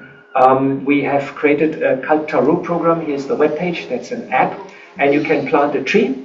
And you take a photo, upload the photo and the location, and ping, it will appear on our app on the global map, and you can zoom in, you see your tree, you see yourself and how you planted the tree, and whilst doing so, you also have to agree to maintain and water the tree for the next 3 years. You know, that's the promise. So we planted already 3 million trees in this initiative. It's a very, very successful project. We also promote a vegetarian diet, and you are probably all vegetarians, most likely 100%, I assume so. And here you can see the carbon footprint, the CO2 emissions of the different foods. And for example, these are cereals, these are nuts, and here we're coming to meat, chicken, pork, fish, and beef is at the bottom. So what it means is that the meat production takes for the same amount of protein up to 10 times more land, 10 times more water, and 10 times more energy. So if you want to save planet Earth, we have to go vegetarian. But even better than vegetarian is vegan. Is here somebody who's vegan? Okay, 1, 2, okay, only 2. So if you're vegan, you're here. You're the best. Milk is already a little bit less, you know, because cattle is involved, you know. Cattle is involved, and they are not so environmental friendly, so many cattle. Okay, so we are promoting this idea, and you see here is a secret picture from NASA, and you can see planet Earth is extremely happy and smiling when we go vegetarian. Now, the big question is what is coming out at the climate conference. Sometimes people say this is a waste, you know, why we are doing all that, and indeed, the big question at this climate conference in Baku in Azerbaijan was who will pay for the damage? You know, $500 billion damage already in the world. Who will pay for it? You know, and actually the West, America, Canada, Europe, Japan, Australia, the West is responsible for the climate damage because we have started with the pollution long time ago, and 80% of the CO2 in the atmosphere has been created by us. It's not India, it's not China, it's not the third world, it's not Africa, it's the West. So rightly the third world was asking, hey, please pay $1 trillion per year, 500 billion for the damage and 500 billion to transform the economy to a clean economy and to install solar panels and all this good technology. Please pay us 1 trillion and then at least we can try to do something and go the green way. But after long haggling, the West agreed for 300 billion, but these are often as only grants. And the third world is already bankrupt, so why you give them grants, they will become more bankrupt, and it's not enough money. It's not enough to live, and it's not enough to die. So, big problem, and rightly, the third world and the activists, scientists, everybody was very, very upset that the West did not come up with more money. And then in the middle of the conference came also the news, it was right in the middle of the conference, the news was that Donald Trump was elected and the next day he became president. The United States actually went out of the climate conference. And you can see here, it's a bit the picture what's happened in the US right now. There's global extinction coming as a tsunami, and there's climate change coming as a tsunami, and we have a heat wave coming as a tsunami, and here sits little America child with an America hat and says, if I close my eyes, maybe it will just disappear and go away. So that's the problem we are facing right now. Climate change is happening already, and it is hitting us already hard, and it will definitely not just go away by ignoring it. This is something we have to understand very, very clearly. So now is the big question, what actually can be done? And I would like to share now some practical projects of the Brahma Kumaris, what we have done over the last 30 plus years, especially in India, and share with you some of our projects. And one project we started in Gyan Sarovar. This is one of our campuses in Mount Abu. I'm living there. It's a very nice place in the mountains. Temperature is moderate. And if you have time, you come. Who has been to Mount Abu? Okay. 1/3 of you has been to Mount Abu. Wonderful. So in 1997, we installed a solar cooking system which is based on parabolic dishes. So what happens is the sunlight comes on the dishes like a parabola. The light is concentrated and reflected to a receiver. In the receiver is water. The water becomes steam, and we're sending the steam down into our kitchen. And this system was built in 1997, and 2 years ago, my solar brothers at the department, they came to me and said, Golo, the steam pipeline is leaking and the structure is becoming weak. So we tried to patch it and repair it. But you know, if a steam pipeline is leaking, it's very, very difficult to repair it. So ultimately we had to scrap it, and then we replaced all this with a 200 kilowatt photovoltaic system. And the solar cells have become very, very cheap. In India now, they are super cheap, very, very efficient, very, very good price. And the sunlight falls on the cells and produces direct current, DC current. Very easy, very straightforward. Prices have become very cheap, and one panel has now 500 watt. When I started 30 years ago, one panel had 38 watt. So you can imagine, and costing more than this one. So that's the price drop, and the efficiency has increased. So this is a very good technology, very mature, very, very good. The solar power which we are generating goes down to this inverter. It's a 200 kilowatt inverter and a 750 kilowatt battery bank. We store the energy also overnight. And then from there, we're sending the energy down into the kitchen. And you can see here a 300 liter induction cooking vessel. So what it means is, on the bottom we have these induction coils which create a magnetic field, and there's a little bit of metal, and there's instant heat generated in the metal. And we have 300 liter rice, dal, sabzi, and because it is induction cooking, we can also fry pakoras, idli, samosas, whatever you want, we can make it here. This is solar cooking, and we started half a year ago. And in our Om Shanti retreat place near Delhi, we also run such a system very successful. Yeah, so then we had a bit of a problem also with our electrical system in Gyan Sarovar. And Brahma Kumaris has 5,000 meditation centers in India, and 500 of them we installed photovoltaic battery system with totally 3 megawatt capacity. These are all large numbers and all big projects. And Brahma Kumaris is now the biggest institutional user of solar energy in India. And in Gyan Sarovar, our main campus, we had the problem that some of the systems were old, some of the systems were new, and it was very difficult to manage these different systems. So now, at the moment that's going on, we kick out everything, make new solar plates, install 700 kilowatt of solar plates, a 700 kilowatt hour battery bank, and a 700 kilowatt inverter, and we take over the whole campus. And next time when you come to India, to Mount Abu, this Gyan Sarovar campus will be completely on solar energy. And then this will be a clean campus, a green campus, which is actually not polluting the environment around it through its pollution. So that was 30 years my dream, and now it's happening, but it's only possible because the prices have come down.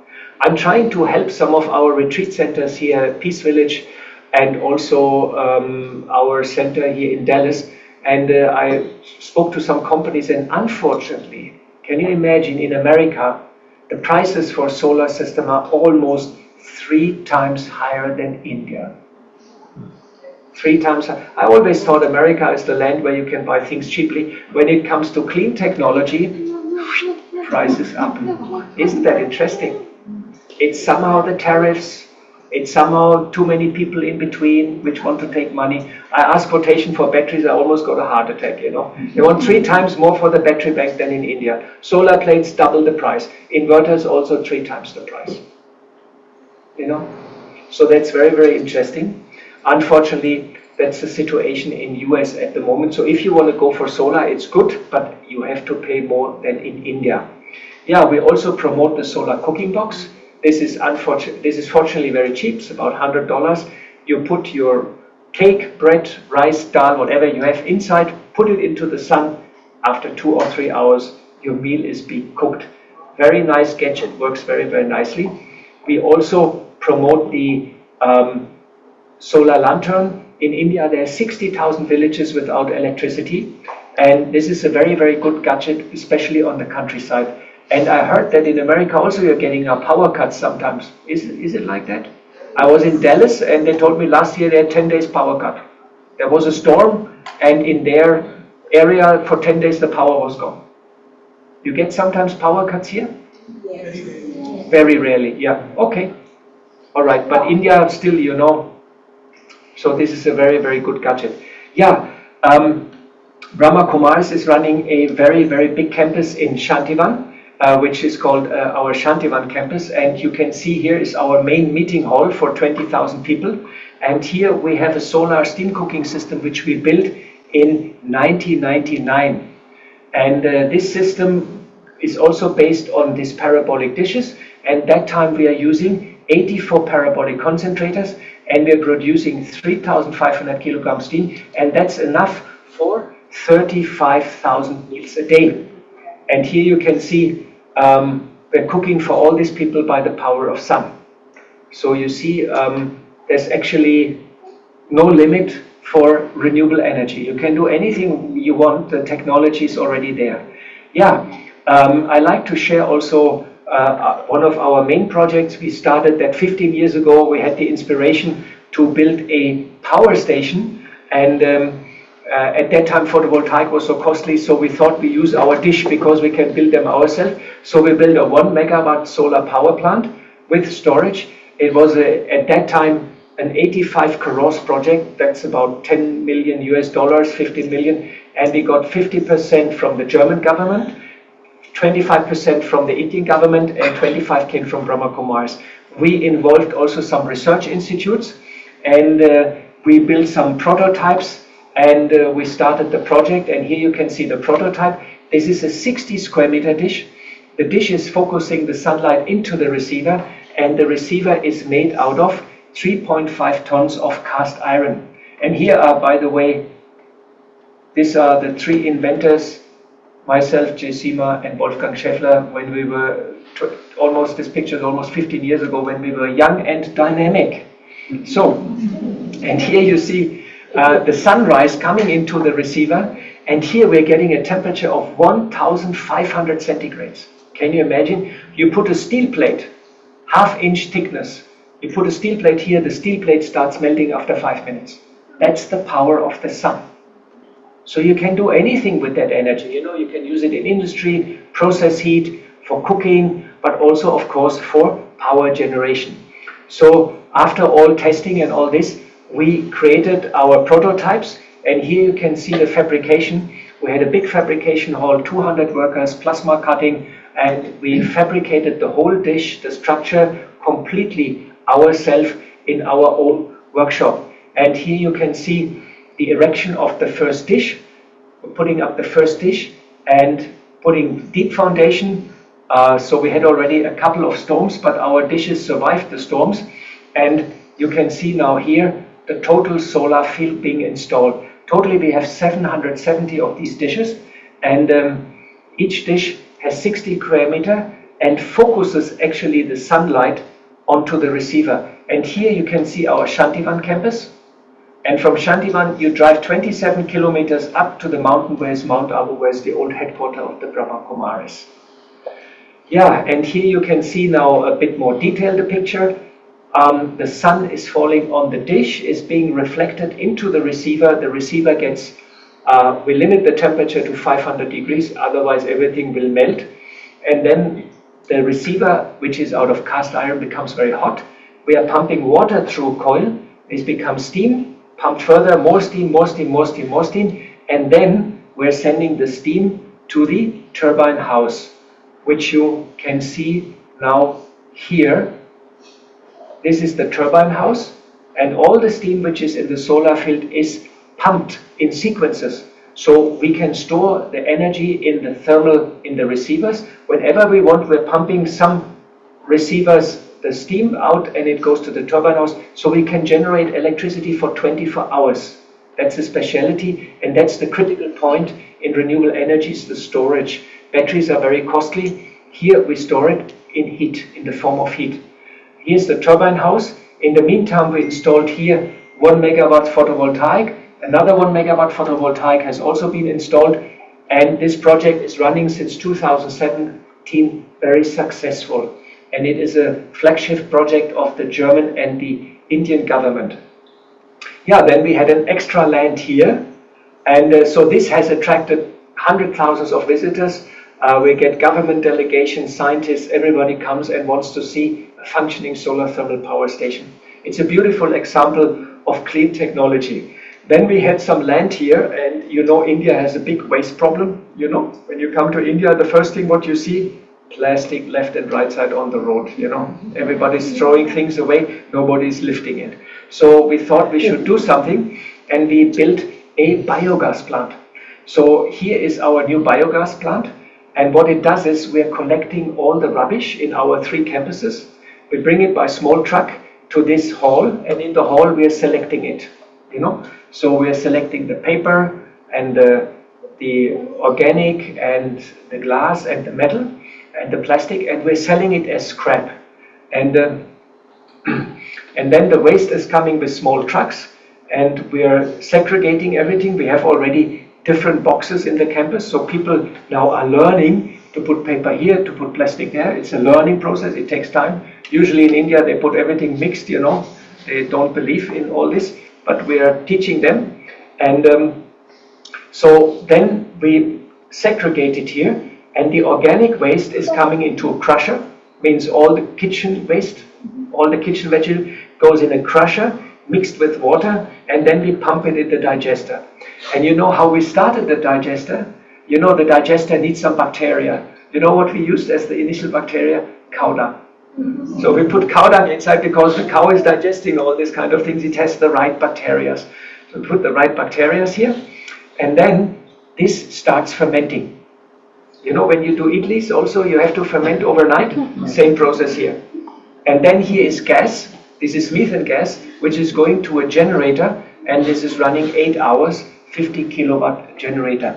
Then at the same time, here we have liquid manure, which we will pump out and use it for garden everywhere. This is the best manure we ever had, without smell, very, very good, absolutely safe to use it. And for the plastic and for the other waste, we're getting even money. So it's a win-win situation. And the local municipality already came to us and says, "Oh, Brahma Kumaris, please build us another waste plant for Abu Road municipality." And we said, no. They wanted us even to pay for it, you know. So we said, no, we can't do that. You get the land, you get the paisa, and then we will give you the design, you know. So let's see if they will manage to get that all to be arranged. The design, by the way, is coming from Germany. It's one of our brothers who has made the design. So now you see, good technology is available. Do you agree? Yes, technology is available since long time. And the smartest technology is Mother Earth. It's the best of all, you know. Mother Earth is very perfect, very efficient in transforming waste into new life. No, and we humans, we are very crazy. We're just making the opposite. We're creating death, you know, by throwing it everywhere. So clean technology is available, funds are available, and the need of the time for us is to change. So what actually stops us? What stops us? What do you think, what stops us? Any idea?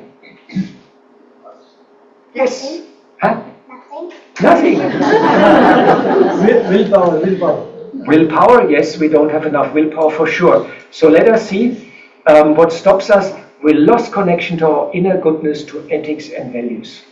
It's all about money and profit, isn't it? And we don't care about future generation, literally, you know, we don't mind too much. So we lost connection to our inner goodness and to values and ethics. And interestingly, when we are looking for a solution, Albert Einstein has said, we cannot solve our problems with the same thinking we used when we created them. So we need a new thinking. We have to think outside of the box, you know. We have to open our mind for new ideas. The problem is that it's not so easy. To change the mindset is the most difficult things. Those who joined the Brahma Kumaris, they will all know that you meditate but it takes a little bit of time to change actually the mindset and really imbibe the values and the ethics and the inner goodness. All right, I would like now to talk a little bit about karma, because climate change and karma are actually interconnected in a very, very deep way. Why is that so? The effect of humans on the environment is measurable actually since 500, 600, 700 years. They count the tree rings and they make the drillings of in the Arctic, in the ice, and they can already find the CO2 emissions when the Roman Empire started to burn down the forest, they built their ships, when these people did that and these people did that. When we started already messing with the environment, it's already measurable. So 500 years ago, it became very bad because the Western civilizations, they said, ta-ta, we're superior, we are the colonial powers, and we go with our ships, we grab the land in South America, the land in India, the land in Africa, we kill all the locals and make them subjects, and we exploit it and we become rich. You know, that was the idea. And at that time, carbon emissions went up. And we created bad karma because it was bad action. And karma law says very, very clearly, whatever you do, it is not being lost. And I would like to introduce one of our great, great teachers. This is Daddy Janki. Who has met Daddy Janki? Okay. What? Only 1, 2, 3, 4. Wow, not so many. Until, okay, yes. Nepali Topi. Yeah, you're from Nepal. Yeah, good. Kathmandu. Pokhara. Kathmandu. Very good. So, Dadi was the head of the Brahma Kumaris until Corona. In the middle of Corona, she left the body. She was 103 years old. And Dadi gave a very beautiful example. She was an inspiration, and I was lucky that many times I traveled with her, and she was also the one who helped us to build India One. Whenever I had a problem, I went to Daddy and said, oh Daddy, I have no more money and this person is not helping me and that person. Daddy said, don't worry, Daddy will organize money, and Daddy will also send Sakash, means power in meditation, and she really did it. You know, very, very powerful lady, and I'm still holding her in very high esteem. Daddy gave an explanation about karma which I never will forget. She said there are 3 signs if a soul has karma on its shoulders, if the karma is with you. The first sign is you want something and it doesn't happen. Do you experience that? No? Everything happens what you want? You know, when I was a young boy, I thought I will become a very famous opera singer. So in the bathroom, I was like, and then, yeah, don't laugh, I was very good. And then my mother came, she knocked at the door and she said, stop it immediately. So my career as an opera singer took an abrupt end. I never made it into the charts. I wanted to become something, but it didn't happen. I have karma. But you became something even bigger. No, this opera career, I'm still suffering from that. So how many ideas and wishes you have? You know, you want a better job, you know, you want a better car, you know, maybe your mobile phone is also a little bit old. Who feels his mobile phone is old? You want a new one? Ah, yeah, I also want a new one, you know, but it's not happening, it's too costly, you know. So we have all these wishes and ideas of our kids, you know, it's not happening. So if that is the situation, you know, I have some karma on me. Second, suddenly something happens to you. You get suddenly sick, there's an accident, or there's a fraud, somebody hacks your computer account, hacks your mail, or there's a burglary. Does this happen sometimes to you? Suddenly? Yes? Yeah. Okay, welcome to the club. Number 3, you are suffering from interaction with relatives, family, friends. So are you sometimes suffering in family? You don't give you respect. You know, you tell to your husband, don't put that cup there, it belongs here. But he's not listening to you. He's not giving respect. You know, the kids, they're doing what they want. They're anyhow not listening anymore to you, you know. You tell them, as long as you're getting the money from me, you do what I want. then they tell to you, forget about it, and they run away, you know. No respect. Is that happening sometimes?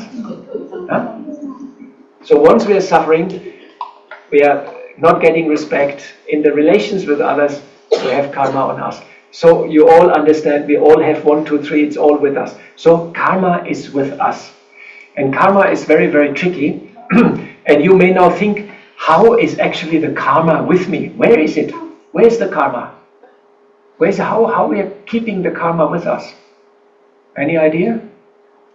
Okay, I will sort of give you some input in that regard.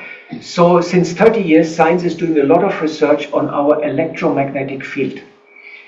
There is a Russian scientist since 30 years, his name is Kilerian. He can make photographs of your aura.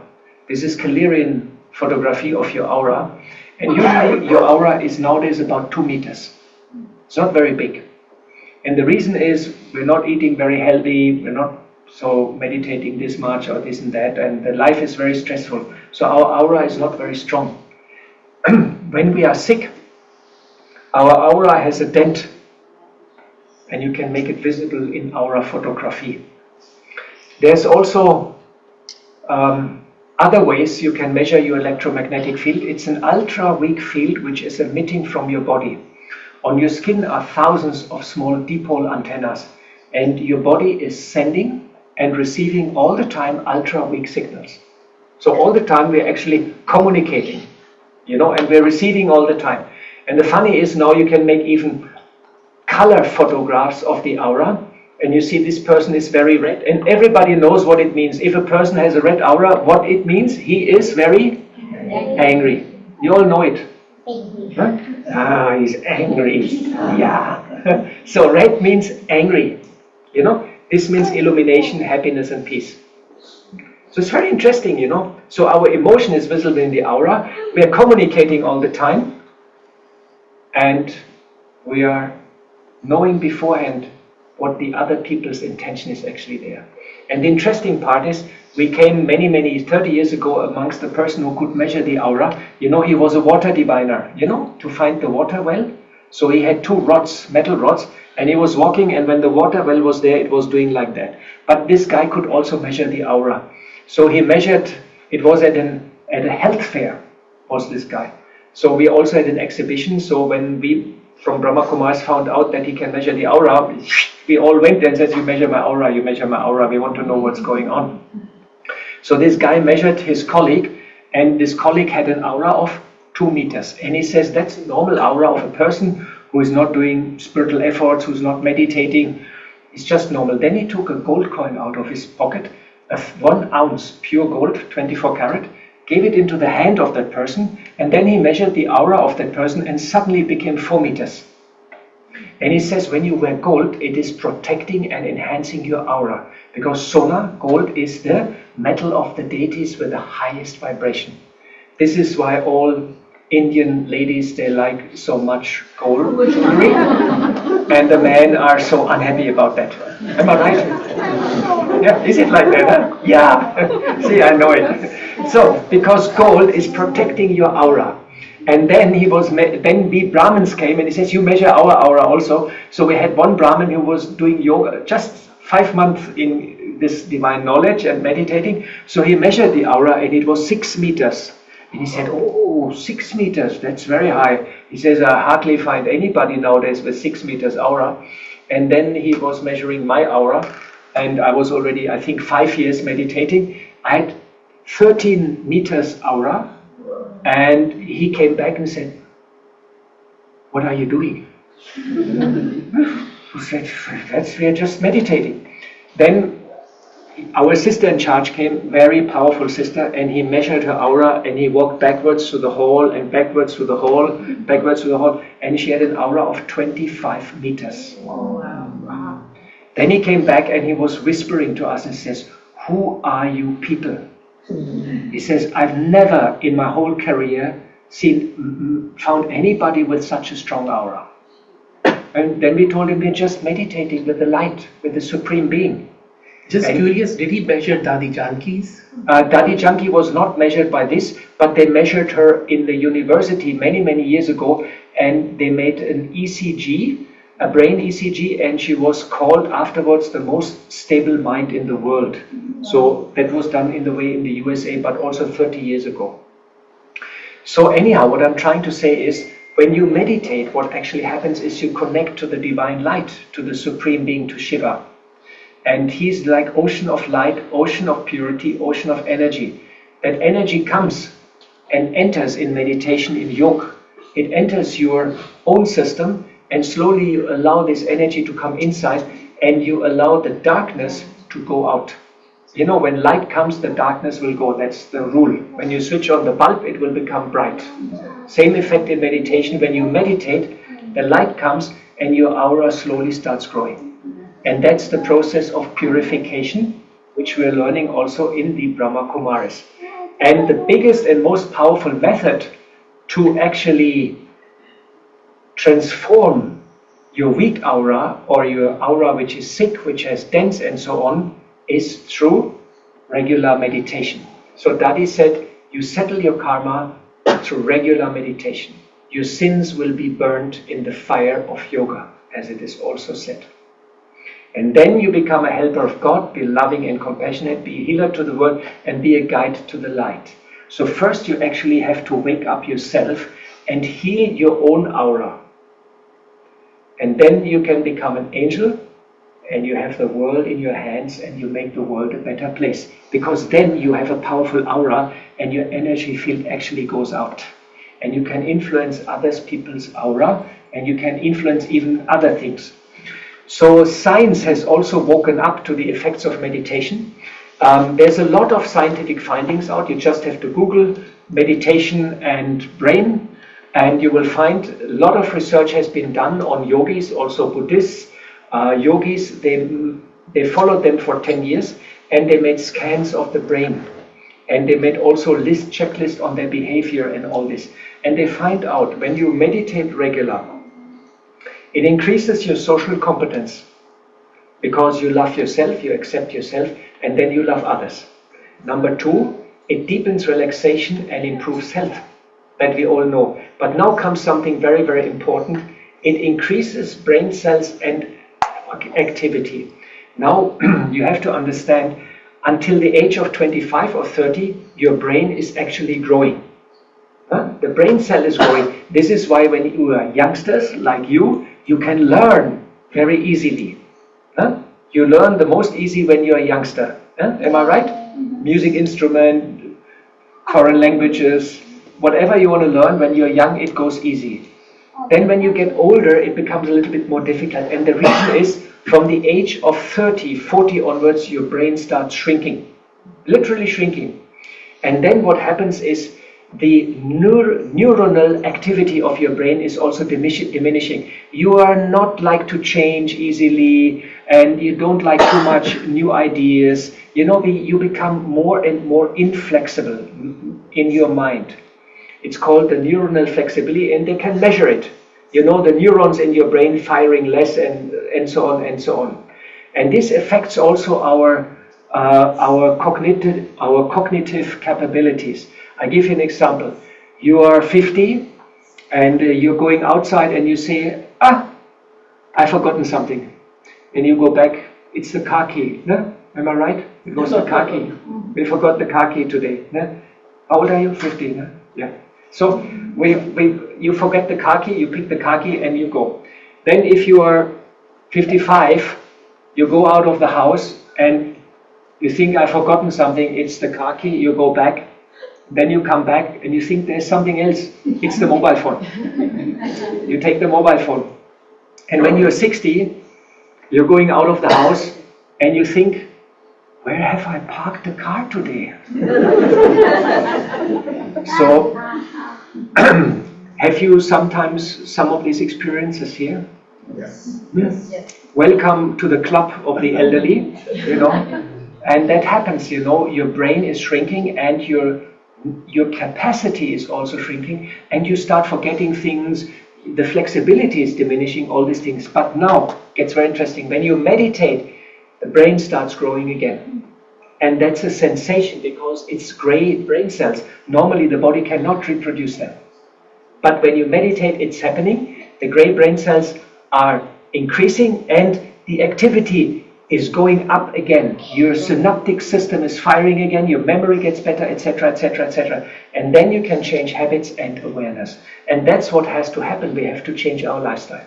And that's why it is so difficult actually to change the lifestyle and the mindset, because we're all dealing with an aging brain. And the aging brain doesn't actually want to change. But when you meditate, you are giving so much energy to your brain that the gray brain cells are growing, and suddenly you become young again, and you're open to new ideas and you're open to change. So what we have to do is we have to think positive on ourselves. That's the first step. I'm very good, everything will be all right, no problem. Even if it is Monday, your car has a puncture, the hot water is not working, your bank account is in the minus, you just lost your job, you will say everything is all right. It's a good day, I'll survive that, everything will be fine. If you have these ideas, it's very good because it's strengthening your aura, it's strengthening your immune system, everything will become good. Think positive on yourself, love yourself. Number two, once you master, think positive on others, help them in your mind, give blessings to everybody whom you meet. And the third one is think positive on the world, which is a very high task which we can do. So now you think, okay, these thoughts, why they have this effect? I'd like to share a little bit with you the power and magic of our mind. What is actually the capacity of our mind and what's the outreach of our thoughts, which is very, very interesting. And there is a very interesting experiment by Ellen Langer. She's a very famous Harvard professor, retired now, and she did hundreds of experiments with positive psychology, illusion control, decision making, aging, and mindfulness theory. And she carried out also hundreds of experiments. So she did a crossword puzzle, and in the crossword puzzle she collected 50 students, all young students, the age of 18 to 20, and 25 she gave a positive crossword puzzle, only positive solutions for 2 hours. Give me some positive crossword words, some positive words. Give me something. Love. Love. Peace. Happiness. Happiness. Very blessed. Very blessed. Okay. Some more? Respect. Power. Very good. Yeah, I also want power. Gratitude. Gratitude. Humble. Humble. Very good. Relay is full of positive vibrations. I can sense it. You have so many good words. So they had 2 hours only positive words. Then the other group, 25, had only negative words. Now tell me some negative words. Huh? Anger. Hate. Madness. Sadness. Madness. Badness. Badness. Ego. Lust. Huh? Worry. Yes. I tell you some very bad words now, especially for the man here, the elderly one. Hair loss. You are laughing, but it's emotionally very difficult to take. Another one is diarrhea, for example, disease, sickness. We don't like that stuff, So these guys had for 2 hours only bad crossword. Then she sent the whole bunch of youngsters to the next building in the 3rd floor. And what she didn't tell them is she stopped the time and she had a camera in the staircases. So the guys with the positive crossword puzzle, they were all walking ta-tam, ta-tam, ta-tam. And when the stairs came, they all tap, tap, tap. The youngsters, they take 2 steps in one go and pap, pap, pap, they were in the 3rd floor. And she took the time of everyone. Then she sent another guy and she always mixed them. One positive, one negative, one positive. You know what was the outcome? When the negative guys came and had to walk, they walked like this. And when the stair came, yeah, you are laughing. You do 2 hours negative crossword puzzle. You will see. Yeah, you stop. So, and then when the stairs came, these guys with the negative crossword puzzle, they were like, oh, they were youngsters. They hardly made it up in the 3rd floor. And they took all of them, they took double the time. And all their blood parameters, everything, they were all down. So, think about it. 2 hours positive words in your mind and 2 hours negative imagination in your mind. Imagine you're in a crisis, in job or in family, And your mind is for hours turning around the problem. Oh, he has said this, and wow, and then he has said that, and then you say, stop thinking about it, and 2 seconds later, and this said that, and this said that. You know, it's like repeating, coming in the mind. Imagine what effect it has on your system. It's making you quite weak, substantially weak. It actually creates sickness after some time, because you compromise your immune system. Your white blood cell count goes also down when you have negative thoughts. Imagine these guys here with the positive thoughts. I'm very good. Everything will be all right. I love myself. I love everybody else. You're all very good. Are you very good?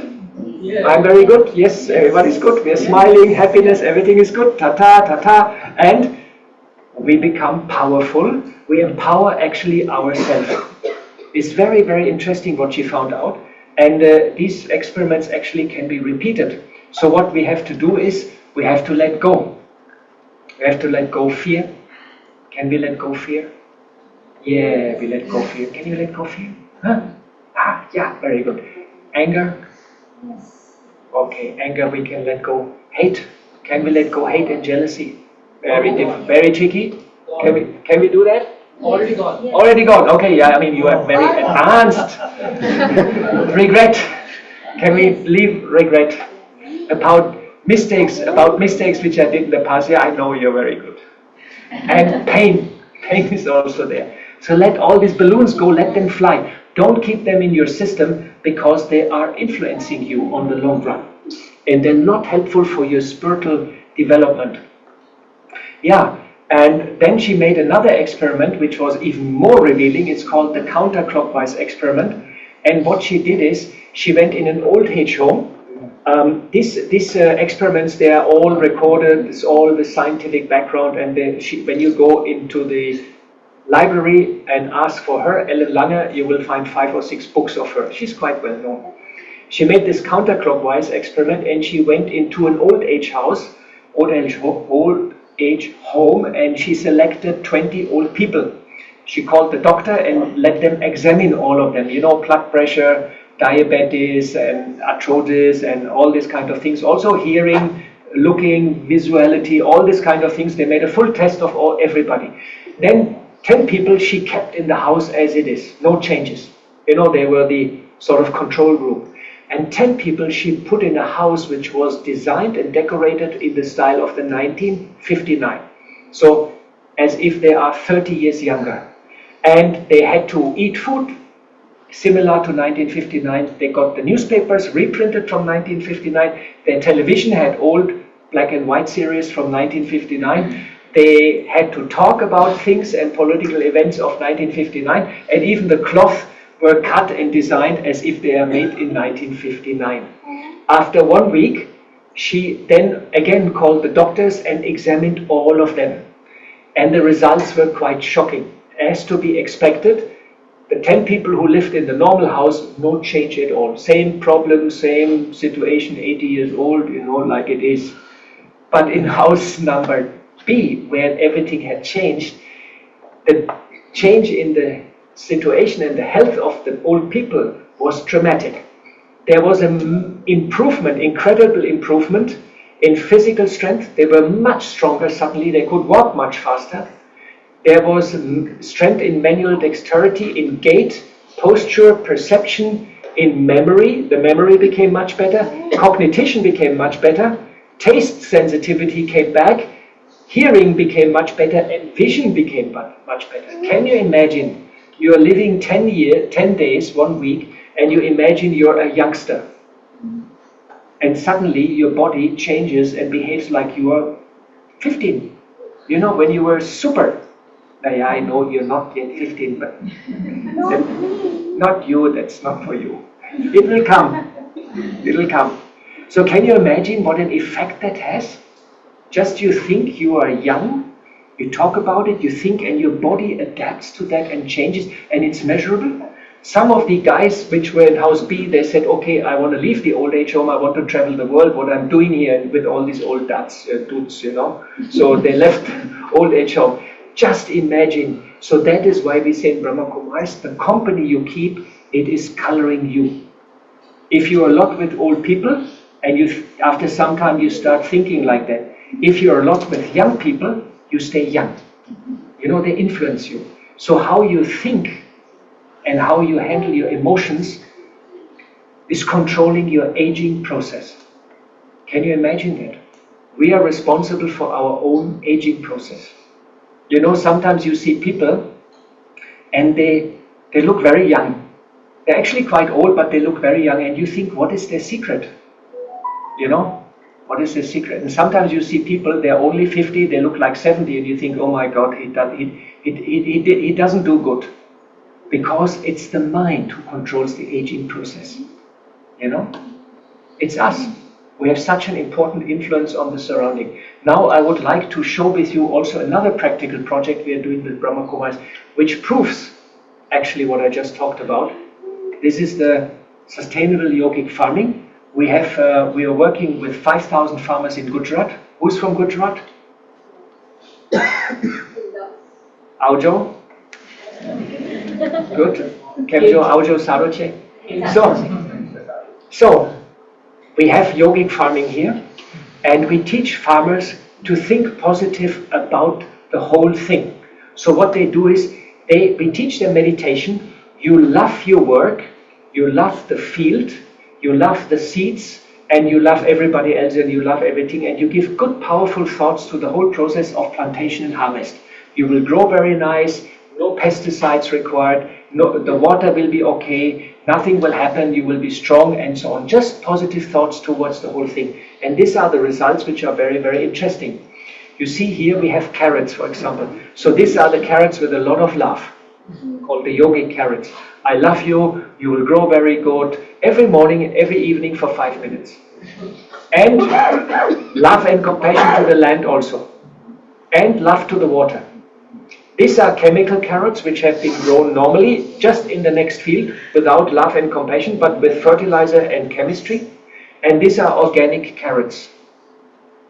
Now what we did is we took the carrots, so these yogi carrots are the biggest. We took the carrots to the laboratory and asked, please analyze nutritional value, vitamins, this, that. They are by far the best. They are the most tasty and they have the highest nutritional value.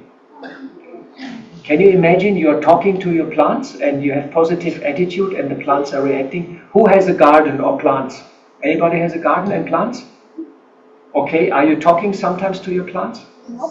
Yes? Okay. See, we know it by heart what is happening. Here, I want to show you the result on wheat. And you can see wheat without meditation and here wheat with meditation. You see the difference? It's about 30% improved yield. We have a web page called yogiketi.org, and we have worked with an agriculture university in Gujarat, and we have published, they have confirmed all these results. We have published a paper, and we are now identifying 70 farms in India which are starting to work under this principle, Yogi Keti. And the Indian Agriculture Ministry, we have presented our project, our finding. They would like Brahma Kumaris to teach now the Indian farmers meditation to increase the yield and reduce the input of fertilizer. Because India is in a very critical situation. So what does it actually mean? It means all the time we are connected. And Leonardo da Vinci, very famous guy in Italy in the Renaissance in the 15th century, he said, realize everything connects with everything else. So now you know how powerful are your thoughts. We have all the time an impact and we are all the time influencing things.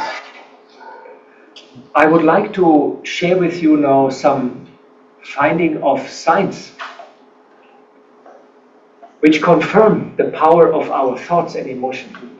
This is a very famous experiment in physics. It's called the double slit experiment. You can Google it. It's in YouTube, many films and so on. And in the 1920s, science wanted to find out what is actually the nature of light. Is light a particle or is light a wave function? So what they did is they took a light source, they took a screen, a wall and a screen. And in the wall there were two holes.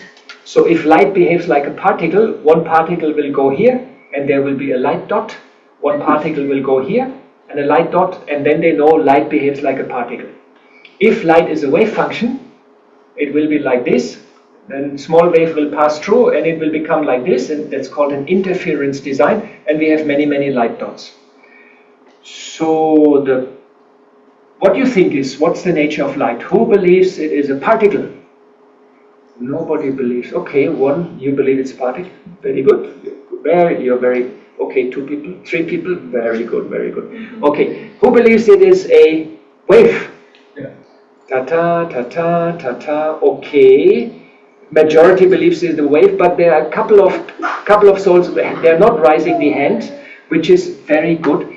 When my teacher was asking me a question I didn't know, I also didn't raise my hand. You know, I was like, I was just trying to shrink and disappear into nothingness, so he maybe not see me and ask me. You know, it's a very good tactics. So actually, the problem is it's neither of both. Sometimes light behaves like a particle, and sometimes it behaves like a wave. And they tried this 1920, and that drove them crazy. Because, you know, one of the key fundamentals of modern science is whatever you think, whatever you do, there's no impact. You know, but something was influencing this experiment. Why sometimes like this, sometimes like that? Do you know what is influencing the outcome of the experiment? They changed the laboratory and everything, and Einstein called it the remote spooky effect and didn't believe it. Who knows what is influencing the outcome of the experiment? The observation. Huh? The observation. The observer. Oh, you know it. Come on. It's the observer. It's so funny. If you observe the experiment, light behaves like a particle. And if I look to you, light flips and becomes a wave function. I look back, it's a particle. I look to you, it becomes a wave. And this drove scientists nuts, because the scientific paradigm at that time told us, whatever you think, whatever you observe, it has no effect.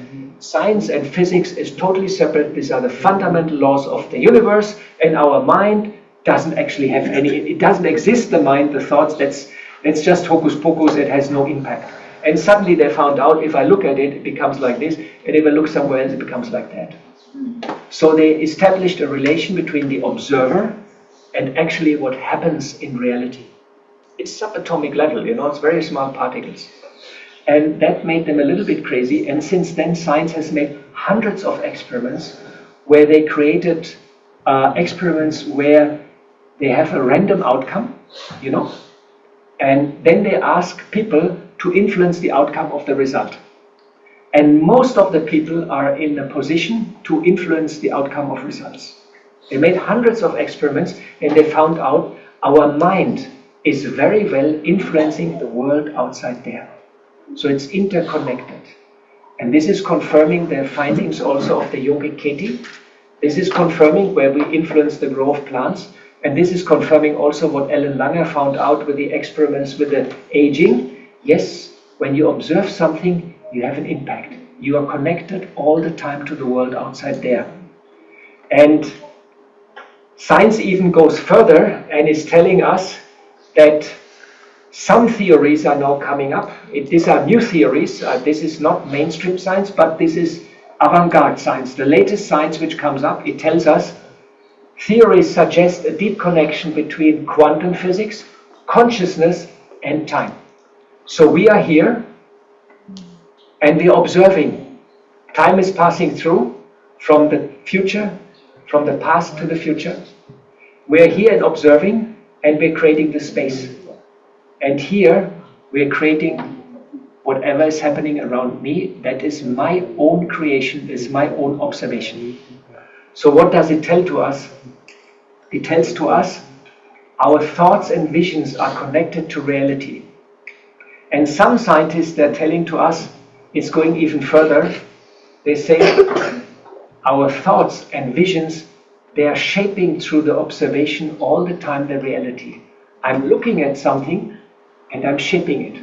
I look at the plant and I'm telling the plant, grow, be happy, be happy. The plant is growing. I look at the plant and I say, wilt, die, die. Next week the plant is dead. I think about myself, I'm very happy, I'm very healthy, I'm very happy, I'm very healthy, I'm happy and healthy. I think about myself, I have a problem, it's getting bigger, it's getting bigger, it's getting bigger, it's getting bigger. Problem is getting bigger. My thoughts create reality. I have an impact. All the time I'm observing and I'm creating the reality around me. And that's so important because this is a very, very big change maker for all of us, because it tells us if I heal my own heart, then I can heal the world. And that is the solution to climate crisis. The climate crisis out there is a reflection of all our collective consciousness, because our aura has become weak.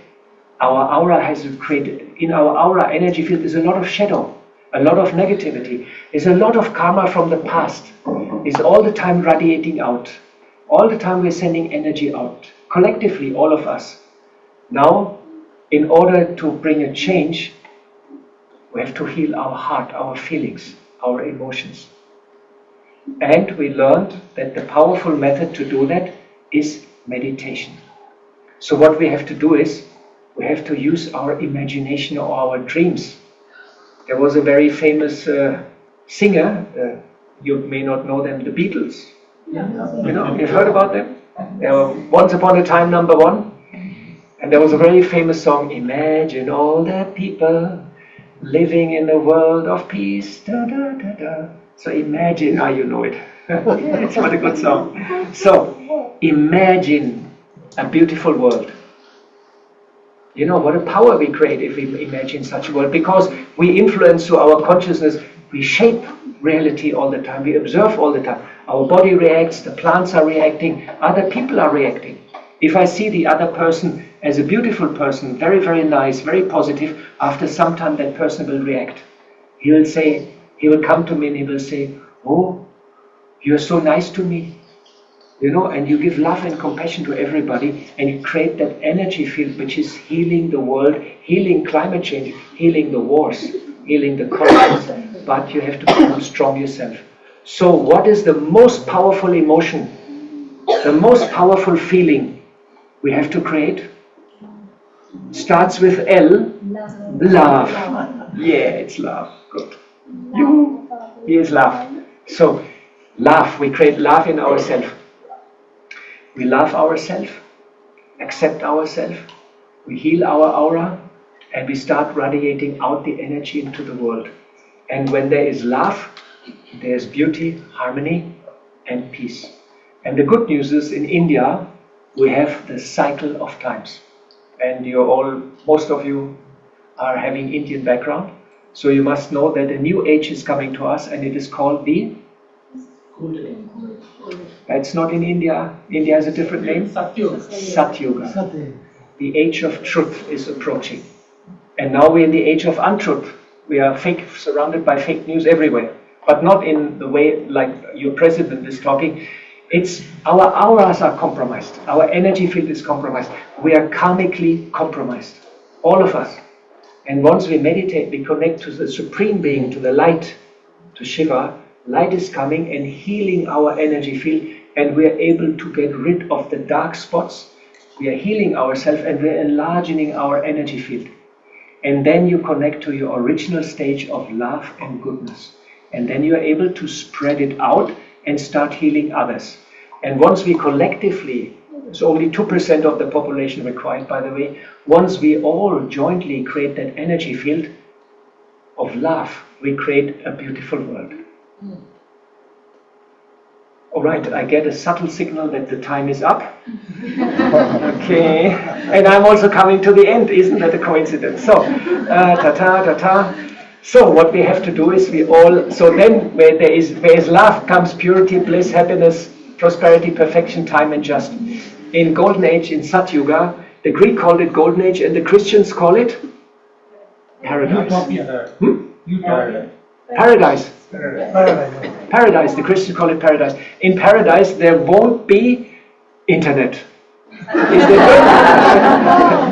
good? No mobile phones. Ta-da! Is that good? Yeah, no mobile phones. Yeah, I know you like it. No mobile phones. So what we have to do is, we have to all join hands together. All create loving atmosphere, peaceful atmosphere. We have to strengthen our aura. We have to become powerful on the inside, join hands together, and then we create that energy field, that vibration, which is influencing quantum fields, which is influencing reality. And we bring transformation. We are the helpers of God to create the next Satyuga. It is our observation, it is our consciousness. So this is basically almost my last slide. I have only one more slide. It is this one, which basically gives you some links where you can get more information. echobrahmakumaris.org. You will find a lot about environment. solarbrahmakumaris.com. You will find a lot about solar. We have Yogis for Future. You will find a lot on meditation. It's a meditation platform. It's like an app. Every day, 5 minutes, love and compassion in the morning and love and compassion in the evening will change the day. And our general Brahma Kumaris webpage. And I hope you have been inspired a bit by this talk and understand climate change is happening. It's a reality. It's a very serious threat to the survival of our civilization. It's not a little bit regional problem. It's a crisis of civilization. We have not only climate change, we have loss of biodiversity, we have economic problems, and we have rising number of conflicts in the world. So it's a polycrisis. It's a crisis of civilization on a global level. And in the second part, you have seen that Brahma Kumaris is very active. We go to UN conferences. We try to inspire people to wake up and understand the connection between inside and outside. Then I spoke about projects, practically what you can do. Make solar, reduce your carbon footprint, think before you buy, use the good gadgets, use clean technology. I showed what we're doing on the institutional level on a large scale in India. And then I talked about the connection of my mind and my feelings with the aging process, my positive feelings with the plants, what we are doing with the Yogi Keti, and then I shared with you some of the science finding, which some of it is confirmed. The quantum experiment double slit is confirmed. That's a very old story. And the latest science is telling us when you love yourself, you love the universe, you create an energy field which goes to the quantum field, which then shapes reality around us. So the reality we experience is our own observation. And we have to understand the world is as it is right now exactly because we want it to be exactly in that shape. Because it is our observation. And if we change our observation, if we see the goodness in each and everybody, if we love each and everybody, love ourselves, and we connect to the divine light, we are strengthening our aura, and then we can bring another Satyuga to this planet. Thank you very, very much for your attention.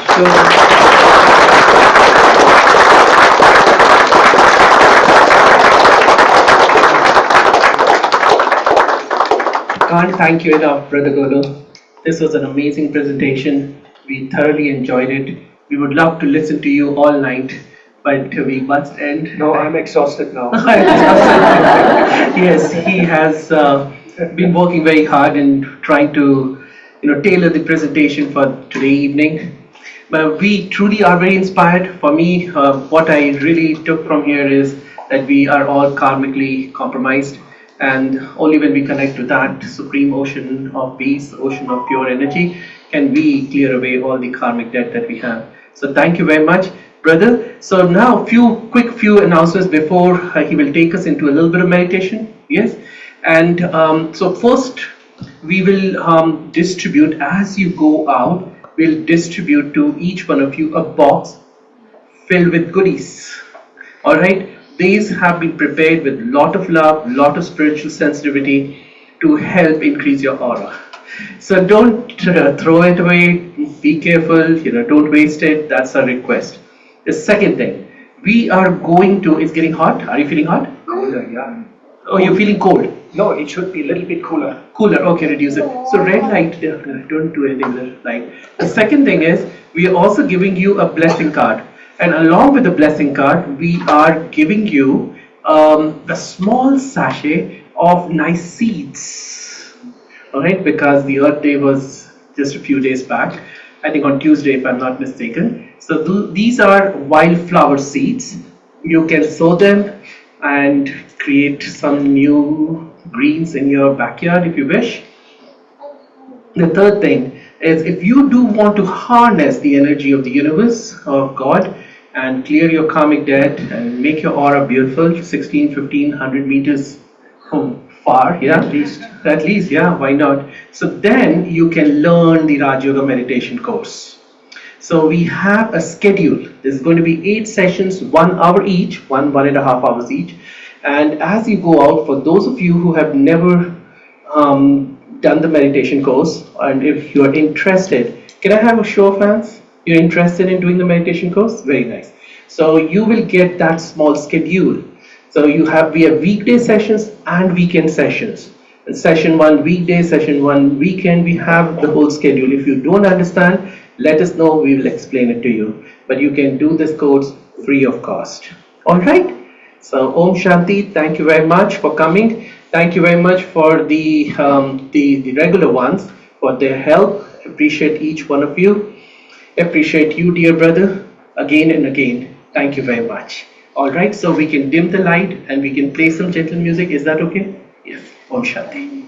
So thanks very much, and let us all have a 5 minutes meditation experience where we practice what we heard. So let us all take a deep breath and let us all relax. Relax our body and relax our mind.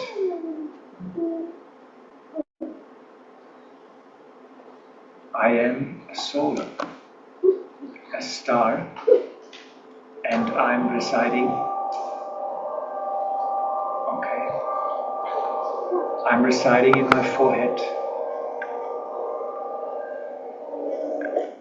I'm connecting now to the Supreme Light, Supreme Being.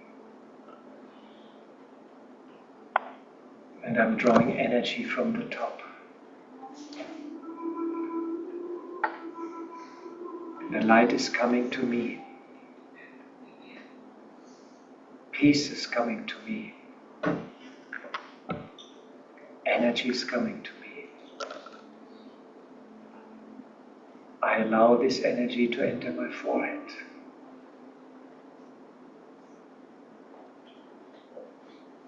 I allow this energy to enter my aura.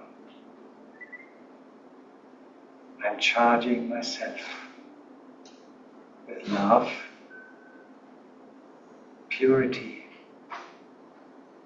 and power.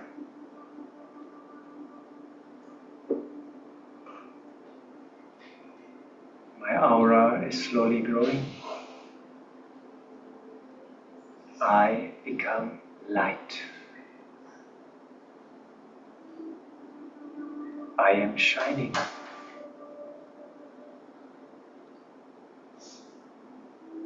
I am an angel.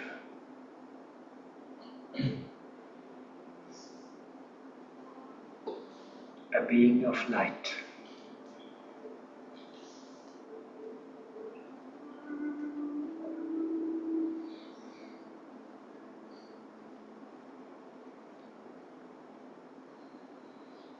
I am love. I am peace. I am power.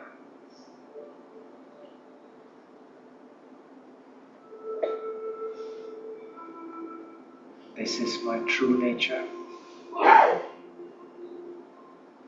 This is me.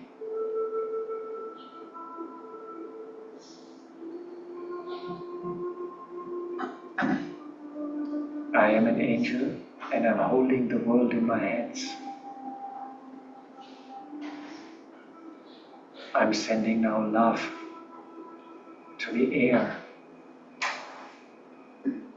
love to the water, love to the earth. May you become pure again.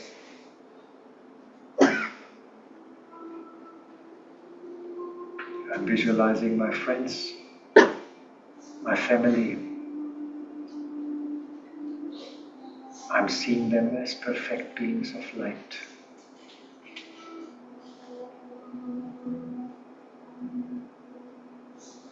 Full of positivity. I bless them. May you all become perfect.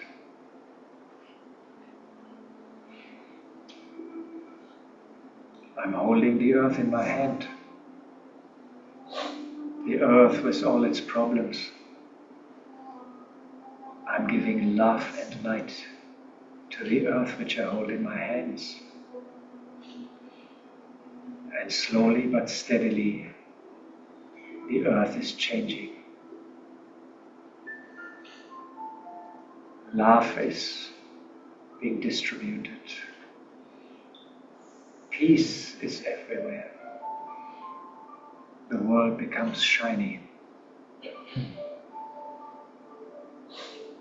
We all together create a new age. An age of beauty and harmony. Satyuga. I am there.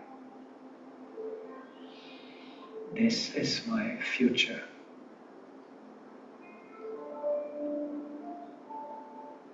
It's a very loving world.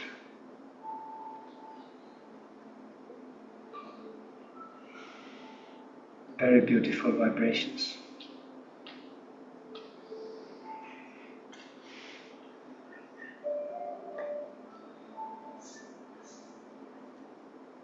This is my duty to give love and light to everybody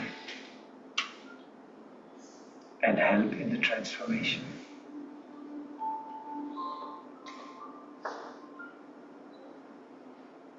I'm taking this energy with me. I keep it with me. This is me.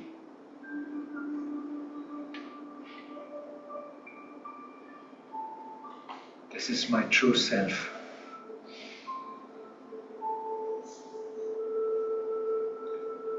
I'm slowly coming back in this world, in this body, and I keep this energy with me. And I promise I will become a light and a lighthouse and a helper for transformation.